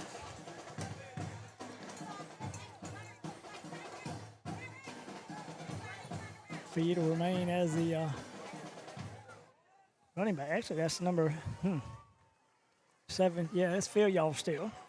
We'll bring motion across, and Phil Yaw with the swing pass intended for number 14 out of the backfield for Swanee, and it goes incomplete. And that was Jones. So 2-point conversion is no good. With 8:27 left to go in the football game. Crusaders 42, Bulldogs 27. You're listening to Bulldog Football on rivercountrysports.com. In the heart of the red zone is where the game is won, and you need a dealership that knows about scoring big. At Roundtree Moore Ford, we've scored this area's largest selection of new and pre-owned inventory. And right now, we're scoring rates as low as 0%. It's time to get out of the stands and score big in the Roundtree Moore Ford red zone. At Roundtree Moore Ford, the customer always wins. So make your next ride a touchdown at RoundtreeMoreFord.com today.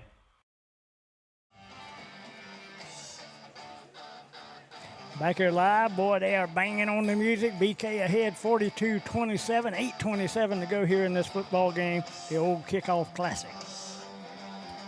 Mercy.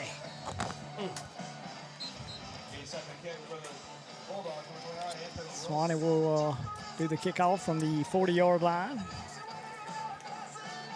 See what they go back deep with for Bishop Kenny is some of those new numbers. Number 22 will be one of those back deep for them. Marco Polito on the far side. Number 30 is maybe Sutter, number 34 on the near side.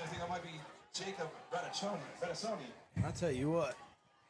Kind of hard to keep up. They're changing players in and out, and new players every play.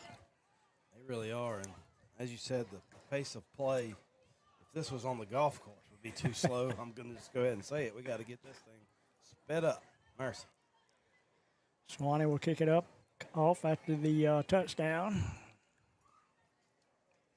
Score 42-27. Still awaiting the official to blow the whistle to allow the kicker to kick the football. Here it is. We put a foot into it. Boy, high end over end kick. It's going to drive Sutter back all the way to the 5-yard line. Sutter come down the near side on the near hash. Cut to the outside around the 25. Stood on his feet to the 30, and we hammer him to the turf. Big number 40 did for Swanee around the 31. Yeah, that's going to be Carson George. Big freshman in there with the cleanup tackle. Pretty good job by the special teams of Swanee. And they'll bring up a 1st and 10 for Bishop Kenny. Around 30-yard line. And the play I mean, the clock has stopped. And I don't even know what's going on. We're over there on our sideline. They're ready to play. And we'll finally get set. Smith will be the quarterback, single back in the backfield. 2 receivers set to the far side, 1 to the near side. Now number 40 will come get set on this side of the field. That is Kissel. Hand off to number 24, far side of the field. And that is Klima. He'll take it off tackle and gain a couple of yards, maybe about 3 or 4. Yeah, like number 34 for Swanee was in there on the tackle. Lance Hart, I believe. Number 7 checks in for Bishop Kenny. That'll be McCoy. Swanee with all new numbers there on defense as well.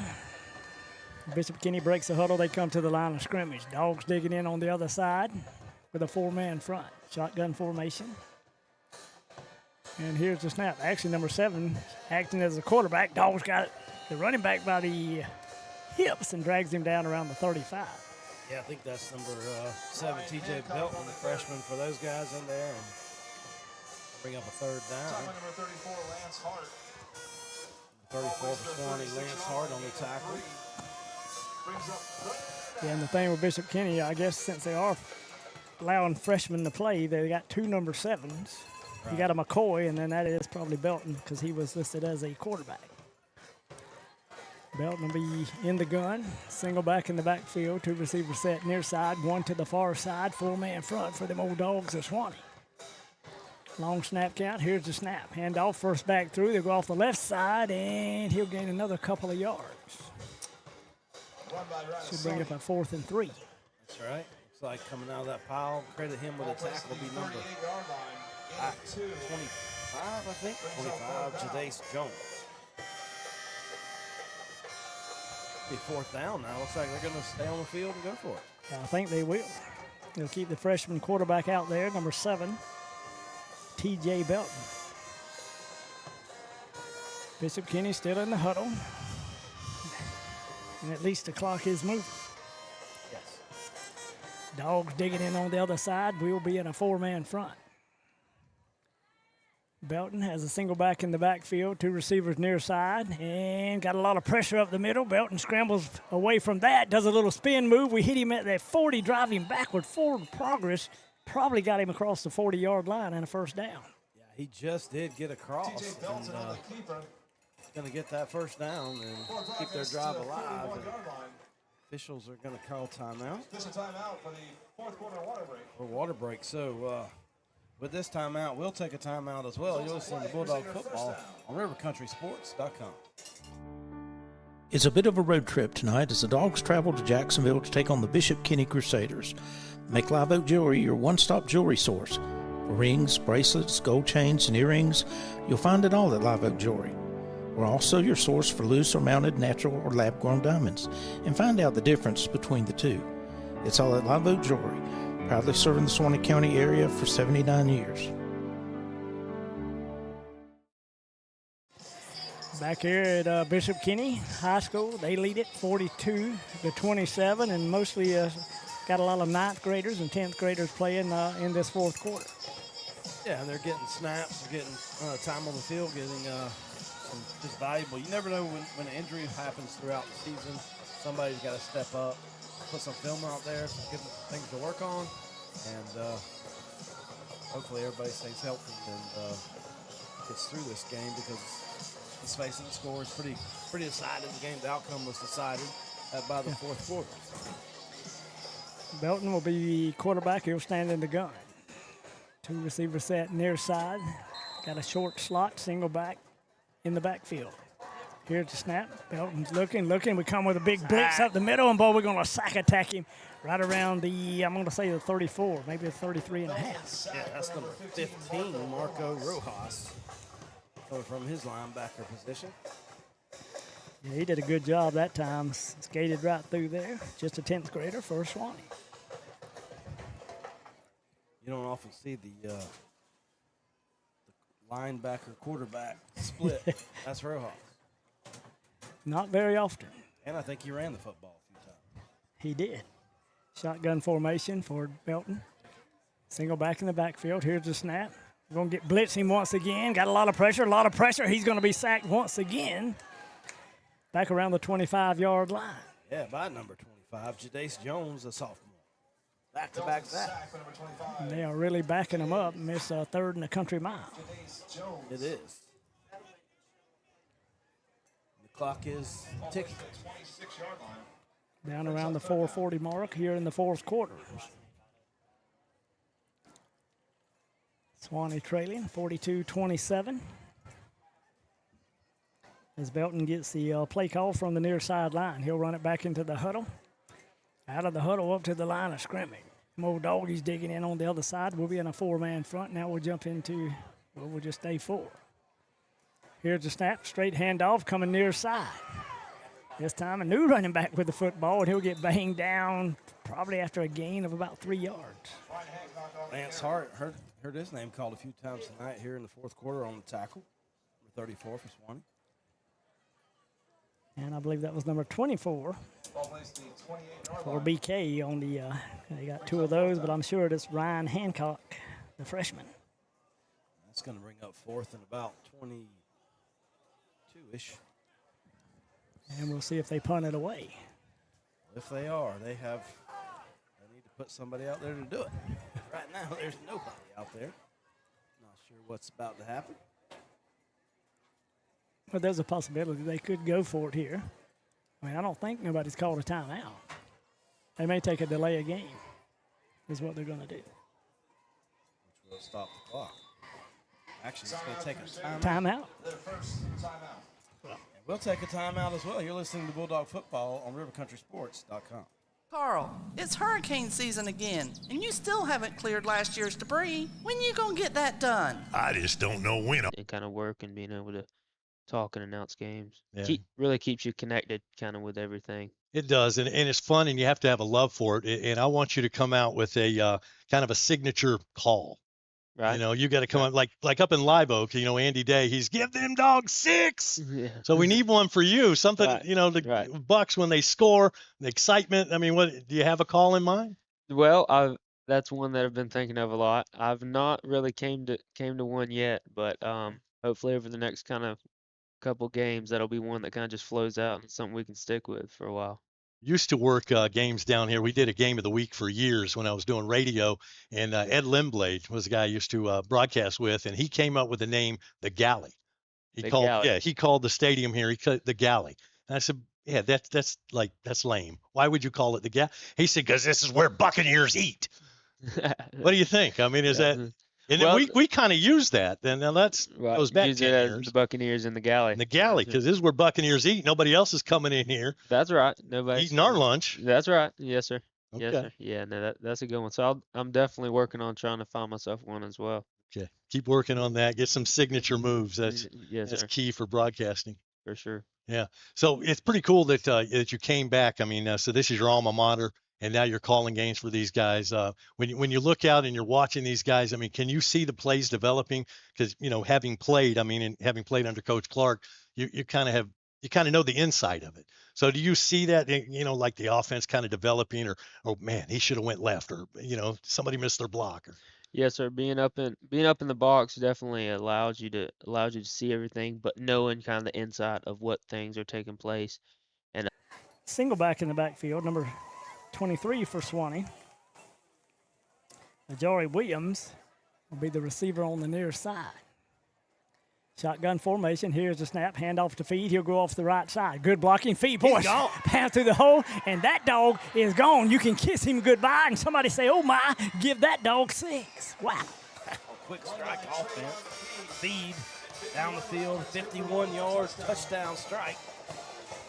And these dogs ain't got no quit in them. No, that's exactly what you like to see. 51-yard scamper, and it was more or less a quick opener. Did one little juke move at the line of scrimmage, cut it to the outside, and it was Katie bar the door. He's just a freshman. He is. And I think that's his second touchdown here in this fourth quarter. It is. A long fourth quarter, might I add. See if the Dogs go for 2 right here at the 2:59 mark. And they will. Phil Yaw will be the quarterback. Feed will be the long back in the backfield. In the gun, handoff to Feed. He's going to take it straight ahead, get some good blocking, and bowls his way into the end zone for the 2-point conversion. I was waiting for the official to put his hands up. It took a long time, but he did. And I'll tell you what, they're right back in this game. 7 points within striking distance. And don't count these young dogs out just yet. A pretty good series of plays that time, and the clock is running. Well, actually, it stopped now, but with a 2:59 mark here of the fourth quarter. And the Dogs trail 42-35. And we'll take a break on rivercountrysports.com.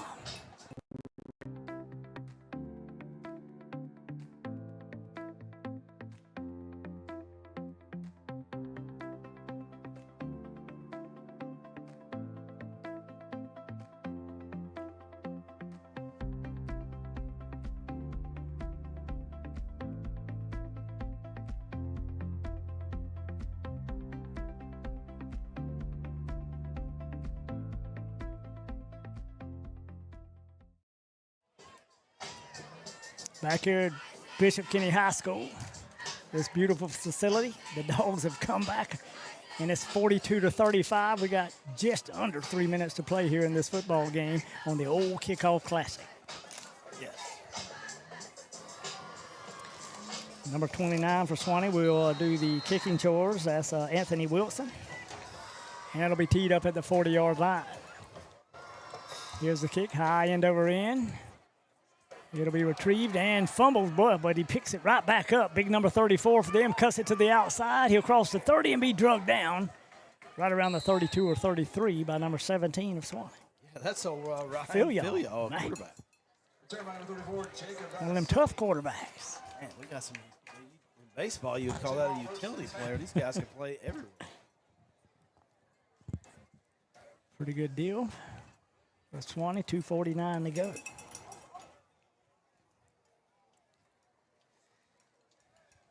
Bishop Takes a long time for them to get the ball spotted. Not sure why, but it is. Tell him to spot it on the near hash. We're short a player or two on defense. We're going to see how this works out for him. 1st and 10 from the 32-yard line.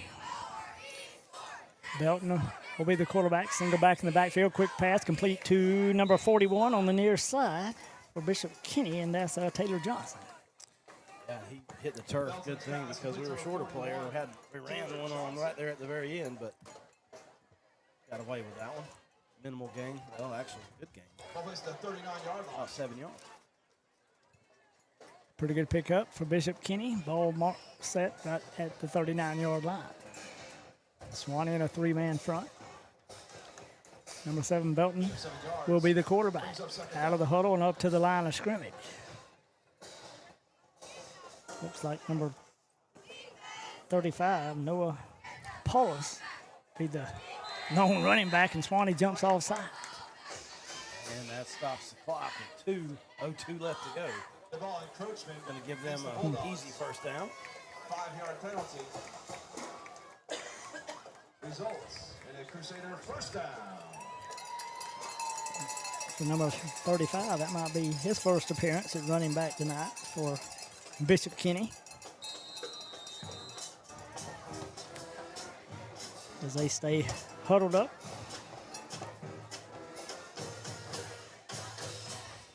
And they're just letting the clock run. I'm here for that.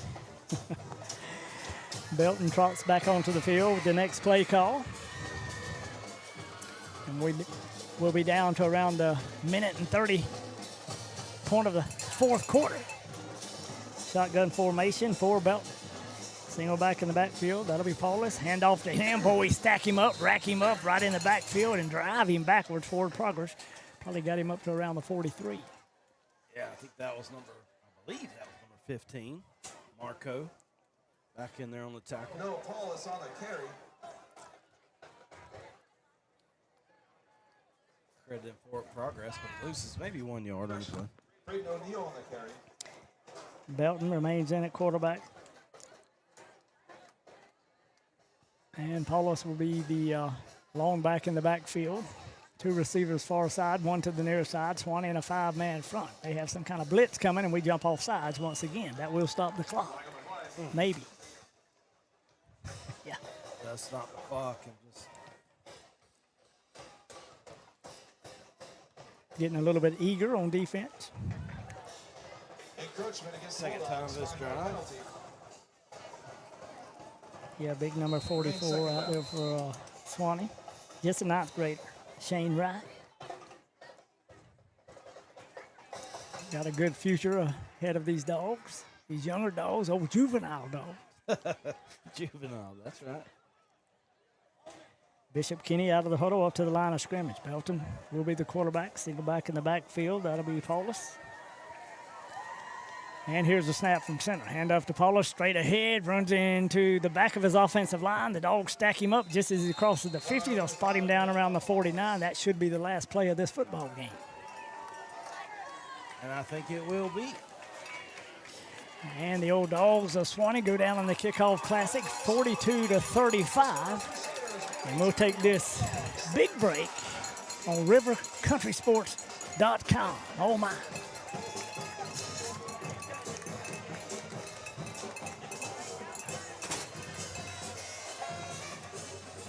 Come back, we do the game recap. I ain't got no stats. No matter what's around the corner, we'll be there. That's why Farm Bureau Insurance has been a trusted name for over 70 years. You deserve more.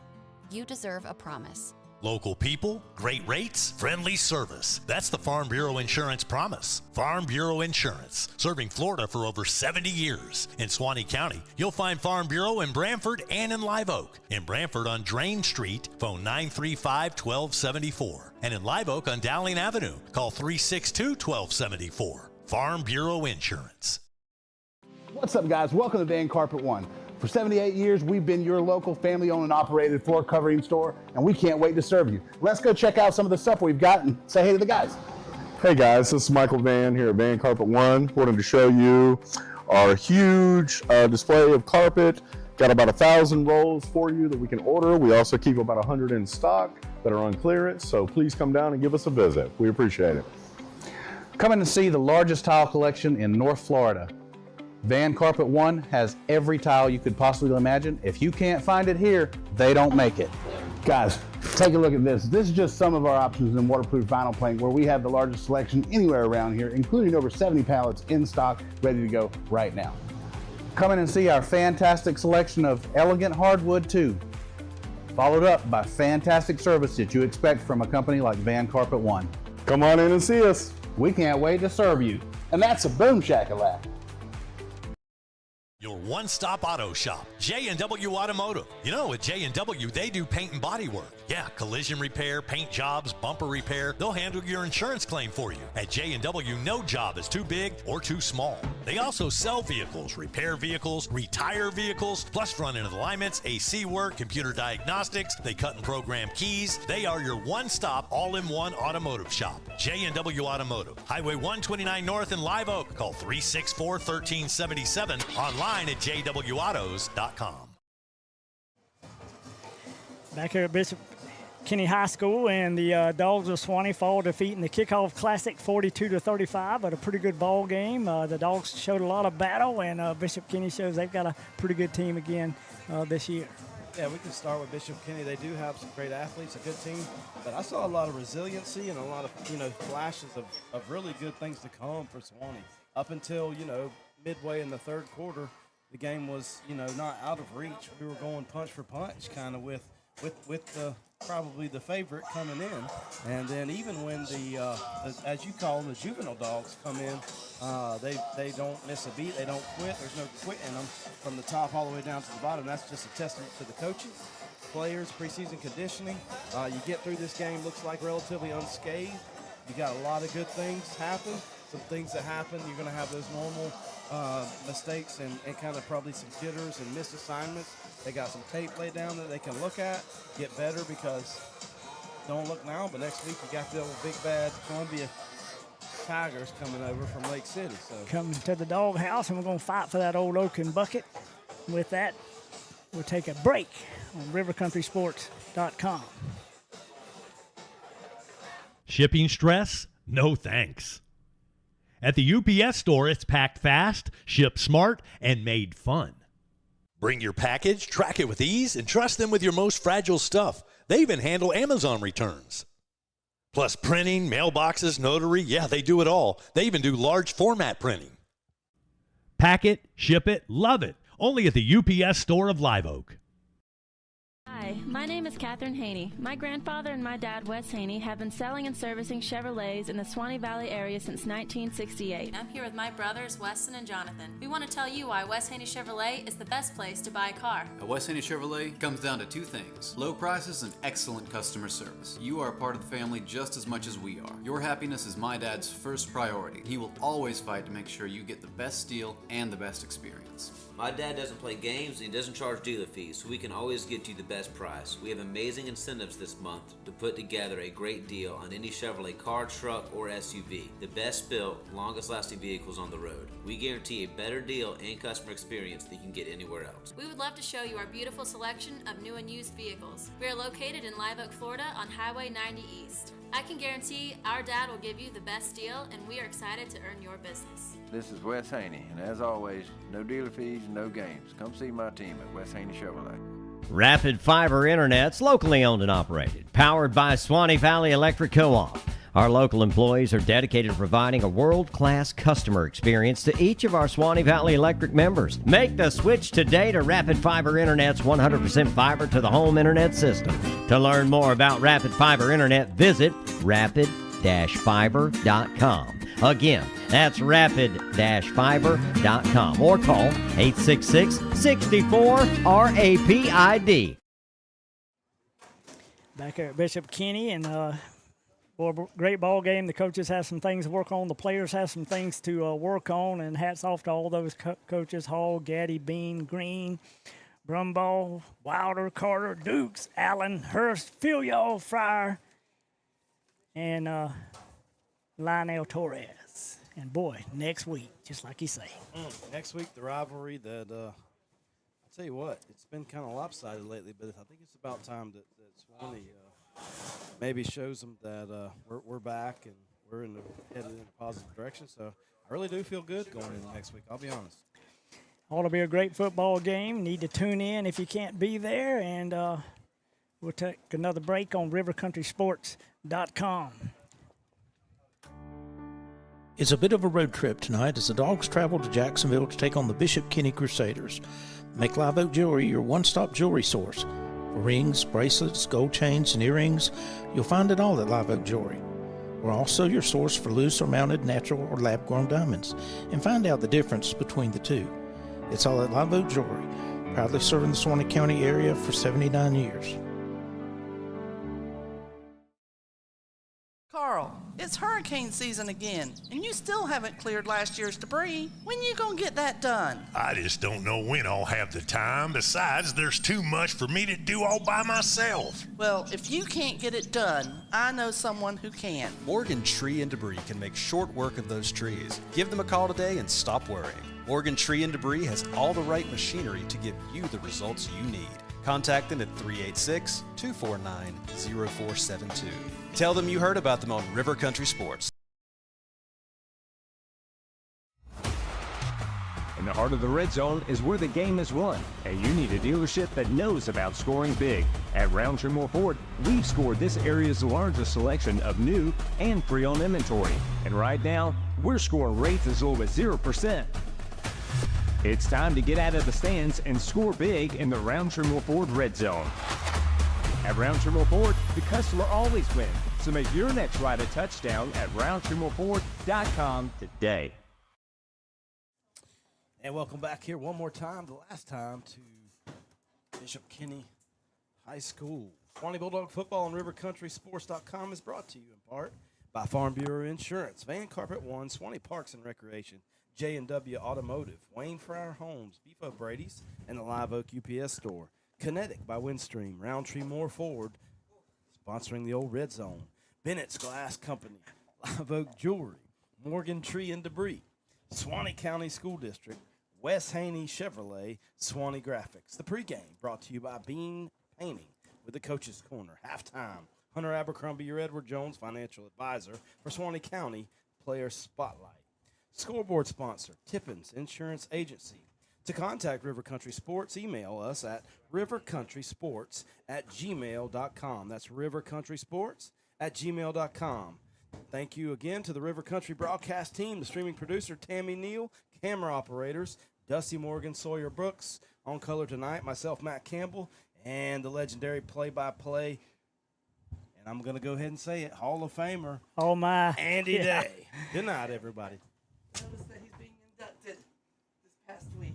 For the fourth quarter, this is something that the Bears are going to have to work out. And you've been on a high school sideline, and it's chaotic sometimes. Trying to get 11 on the field at one time and knowing your assignments and everything. But this is something they really need to work out before the regular season starts. Yeah, for sure. So a lot of the time when you have the substitutions going on in game, that's also things that have been repped outside of the game on the practice field as well. Knowing who you are going to sub in at what times as well is really preparing yourself to not have these 3, 4 going on 5 now costly penalties for the Bears. But as they get lined up to start the fourth quarter here with the Bears on the 19-yard line going in, when the closest is they've been, late on snap, movement on both sides. Flags everywhere. I think every official threw a flag there. They all saw that one, and it's going to be a procedure call and cost Dixie County another 5 yards. So, man, they had a great opportunity to score, and but penalties. I mean, mistakes have hurt this team all night long. Branford's played well, not to take anything away from the Bucks, but it's been the Bears' mistakes that have really cost them. And now they're going to try to overcome another 5-yarder. Bringing up third down now on the play. It's going to back them up even further to the 23, 24-yard line. Now for the Bears, it's just they were all the way down to the 3, 4-yard line, about to try and punch it in. We were talking about the red zone and all that. Roundtree Moore Chevrolet red zone. They're outside of it now. Snap, tossed off. That's number 2 to launch it, and it's broken up there by a couple of Buccaneer defenders. Nice job there by number 2. He got outside, and he was getting close to crossing that line of scrimmage, but he let the pass go and threw a strike to number 6 into double coverage, and unfortunately for him, he could not come up with it. So it'll bring up a 4th down now, and let's see if they go back to a field goal try, and this is going to be a long field goal if they decide to do that. Teague there still being able to roll around to the right and show his mobility while looking downfield, while on the run, being under pressure shows the athleticism of a player, being able to combine all those things together. And threw an accurate pass. I mean, that's not easy to do, but probably should have had 6 there. Now let's see if looks like they're going to go for it here on 4th down. 4th down and goal from the 23. And now they're going to try the field goal. They're going to set up for the field goal after all. They're taking their time. Don't want to delay here. They tried the field goal a minute ago from on the other side of the field. It's be a 38-yarder if he hits it. Aker holding the kick. Just short. Just short, so the kick is no good. It's still 40-0 Bucks. Back after this on rivercountrysports.com.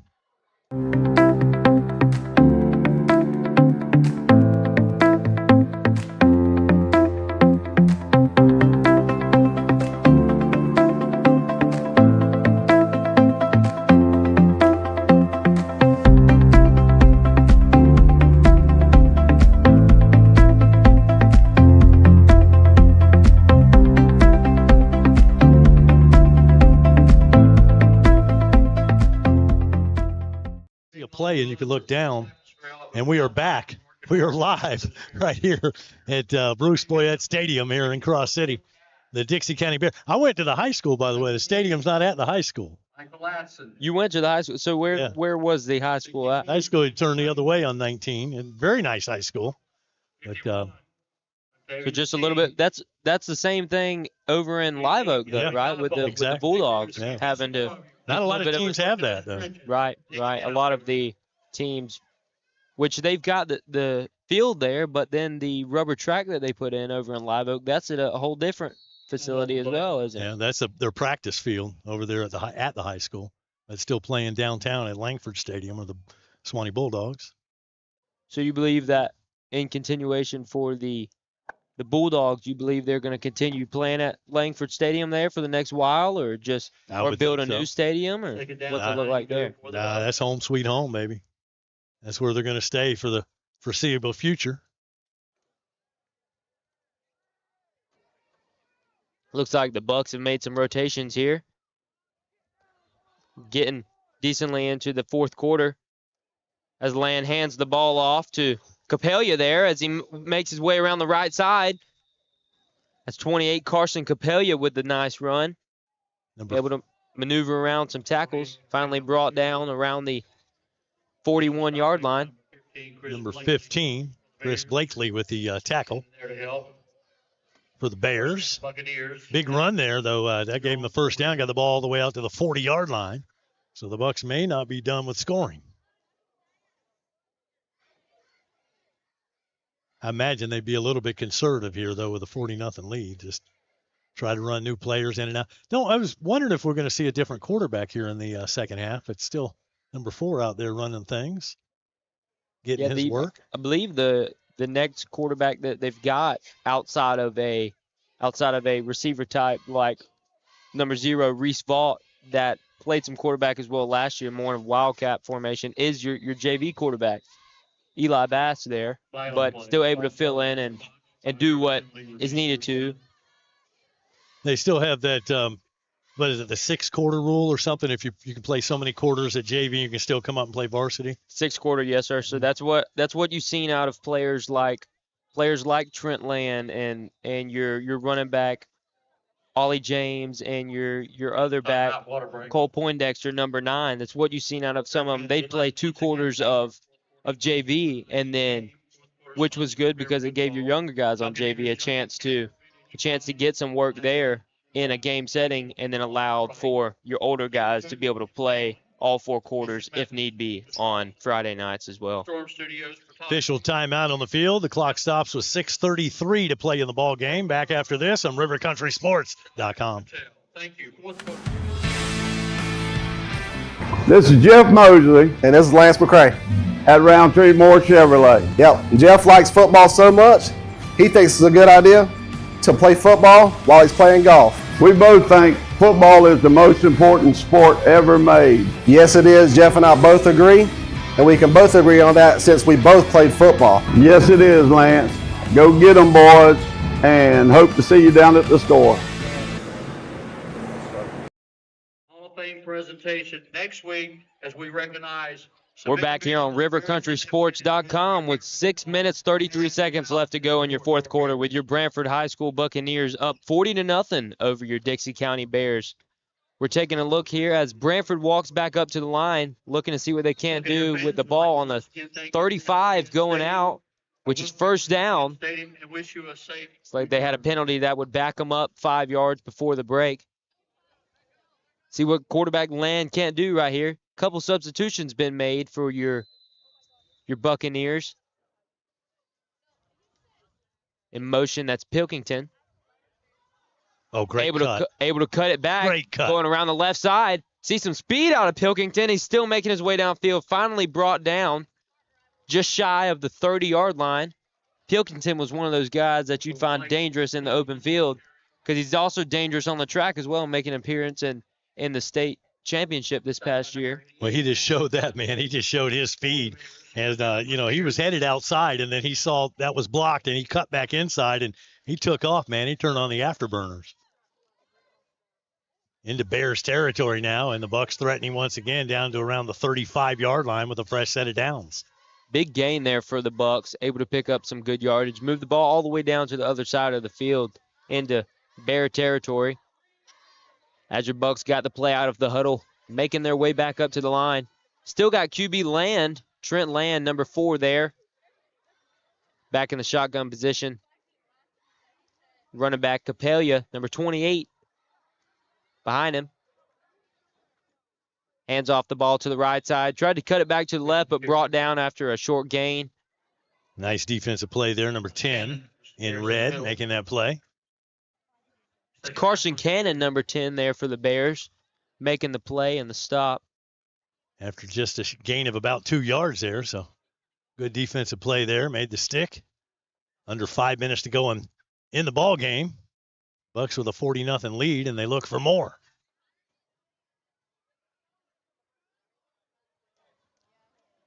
Bucks coming back up to the line. It's like 28 and 25 in the backfield. Hands the ball off to the right side. And he looked to get to the outside, but brought down. It's Capelia on the run. Number 5 on the tackle. Jaden Pate on the tackle. Bring up 3rd down for the Buccaneers. And again, Branford being a little bit conservative here as they've got the big lead. So 3rd down and about 6 yards to go. Makes you wonder, are they going to try and air the ball out anymore here later on in the game? Are they going to try and throw it to a new guy, a new receiver that may be in there, or are they just going to keep the ball on the ground and give their running back some more work? That's my guess, but we'll see.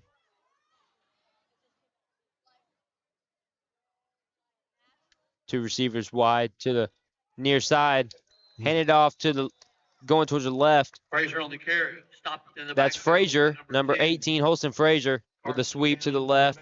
Brought down by Carson Cannon for the Bears. And Cannon wasn't fooled at all, man. He just stayed there and saw the play coming, and he was waiting for it. Made the stick, and now 4th down. And let's see if they may let him open it up here on the 4th down. See if he goes to the air here.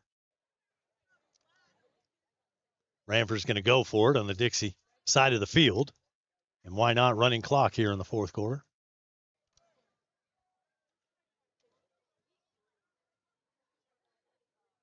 .5 and 28 still in the backfield. As he's going to hand it off, but on the brought down. Number 33 makes the tackle that time. Number 21 with the carry. Don't have a name for number 21 on that roster. Mel on the carry. 33 as well. Medlin for the Bears. Well, they, like I say, they're trying to get everybody playing time right now. So the Bucks will turn it over on downs. First down, Bears. So the Bears will take over possession of the football with 2.5 left to go and the clock running. Let's see if Dixie County can get on the scoreboard. Branford enjoying a 40-0 lead as we wind down the final minutes here in this kickoff classic. Regular season, don't forget, starts next Friday night. So Buccaneer fans, let's fill up the stadium. Branford with 3 straight home games to open the regular season. Of course, all of those games will be broadcast here on River Country, but we'd love for you. Here's what you do. You bring your phone and you watch the action, and then the live stream is about a 25, 30-second delay. So you watch the live play, and then you can look down at your phone and see the replay. How about Instant that? replay. Yeah, we've always had people question why there's not an instant replay. Yeah. Well, that's as close as we can get. That's the way to do it. Bears with the ball. Snap back. And he's looking to air it out here. Is he going to get it? That's number 6. And it's broken up. Number 6 harshly broken up there. And you're going to get a pass interference call. That flag came out a little bit late. Double coverage down there, 18 and 13 on the coverage, and 6 is their speedster. But flag comes out, and that probably is going to indicate pass interference. Gets the Buccaneers. Be pass interference on number 13 there. Straight for the Buccaneers. But, with the clock running, this really isn't helping out the Bears much because that clock is down to a minute to go. So they do get the 15-yard penalty, but by the time they march it off, there's only going to be about 30 seconds left.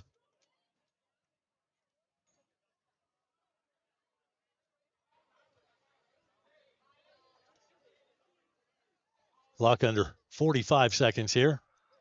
Bears can continues to wide down. Plays. Buccaneers shifting on each side of the ball. Ball snapped, and he's moving around. He's getting off to the right side. He's got open room. He's still cutting around defenders. Runs into his own man. That's Teague still going. Finally brought down by some Buccaneer defenders. There's a flag on the play. There are flags all over the place. A flag back here at the about the 38-yard line, and then you saw the official throw the flag there at about the 24. Little extracurricular activity going on back here. And the clock looks like it's going to run down to zeros here, so may have been the last play of the ball game. That will be the final play of the game. Officials just pick up the flags, and they're just going to call the ball game. So your final score will be Branford 40 and Dixie County nothing. Back after this on rivercountrysports.com. What's up, guys? Welcome to Van Carpet One. For 78 years, we've been your local family-owned and operated floor covering store, and we can't wait to serve you. Let's go check out some of the stuff we've got and say hey to the guys. Hey guys, this is Michael Van here at Van Carpet One. Wanted to show you our huge display of carpet. Got about 1,000 rolls for you that we can order. We also keep about 100 in stock that are on clearance, so please come down and give us a visit. We appreciate it. Come in and see the largest tile collection in North Florida. Van Carpet One has every tile you could possibly imagine. If you can't find it here, they don't make it. Guys, take a look at this. This is just some of our options in waterproof vinyl plank, where we have the largest selection anywhere around here, including over 70 pallets in stock, ready to go right now. Come in and see our fantastic selection of elegant hardwood too, followed up by fantastic service that you expect from a company like Van Carpet One. Come on in and see us. We can't wait to serve you. And that's a boom shakalaka. It's rodeo time in Live Oak, the 5th annual Swanee River Roundup Pro Rodeo, October 17th and 18th at the Bob Holmes Covered Arena at the fairgrounds. Bull riding, bronc riding, barrel racing, roping, steer wrestling. Tickets at the gate, adults just $10, 12 and under $5. The Swanee River Roundup Pro Rodeo, presented by Pilgrims and sponsored by Visit Swanee County. Friday and Saturday, October 17th and 18th. Live streamed on the 18th at rivercountrysports.com. Don't miss the rodeo. For more, visit SwaneeParks.com.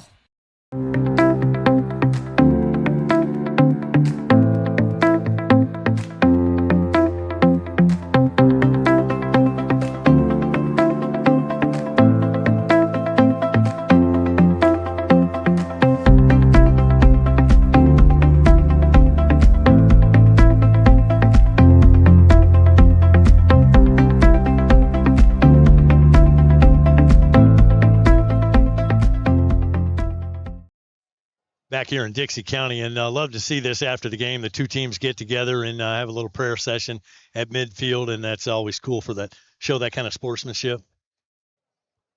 Been a heated battle, and but afterward, you shake hands and love the Lord. And continuing to keep on playing here, the opening of the season here next week. North Florida Educational Institution, I believe they're out of Jacksonville. They're coming into the Galley next week, take on the Buccaneers. That'll be a 7:30 kick, and we'll be on the air at 7:15 with the pregame show. So looking forward to that. A home ball game next Friday for the Branford Buccaneers. As for Dixie County, they'll be at home against the Lafayette County Hornets. Will come over here and do battle for Dixie County as we open up the regular season next week. Your thoughts, final thoughts on tonight's ball game on the Branford Buccaneers and their kickoff classic?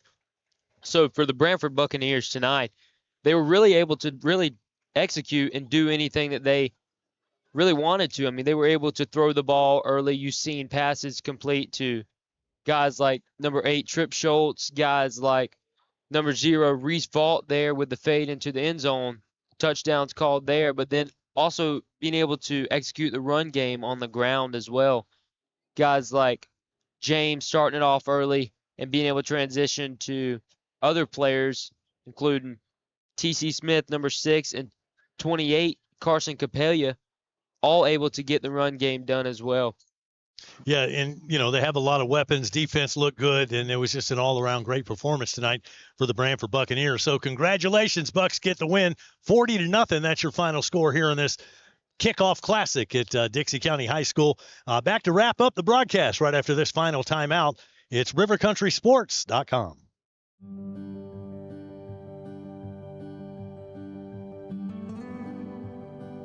You were there at the beginning. You stood behind me, guiding me through good times and bad, teaching me lessons I wouldn't appreciate until later,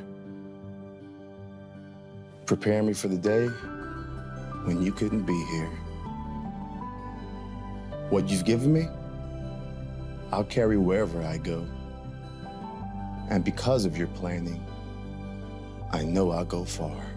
Set your family up for life. Southern Farm Bureau Life Insurance. Your friends for life. Farm Bureau Insurance, serving Florida for over 70 years. In Suwannee County, you'll find Farm Bureau in Branford and in Live Oak. In Branford on Drain Street, phone 935-1274. And in Live Oak on Dowling Avenue, call 362-1274. Real service, real people, Farm Bureau Insurance.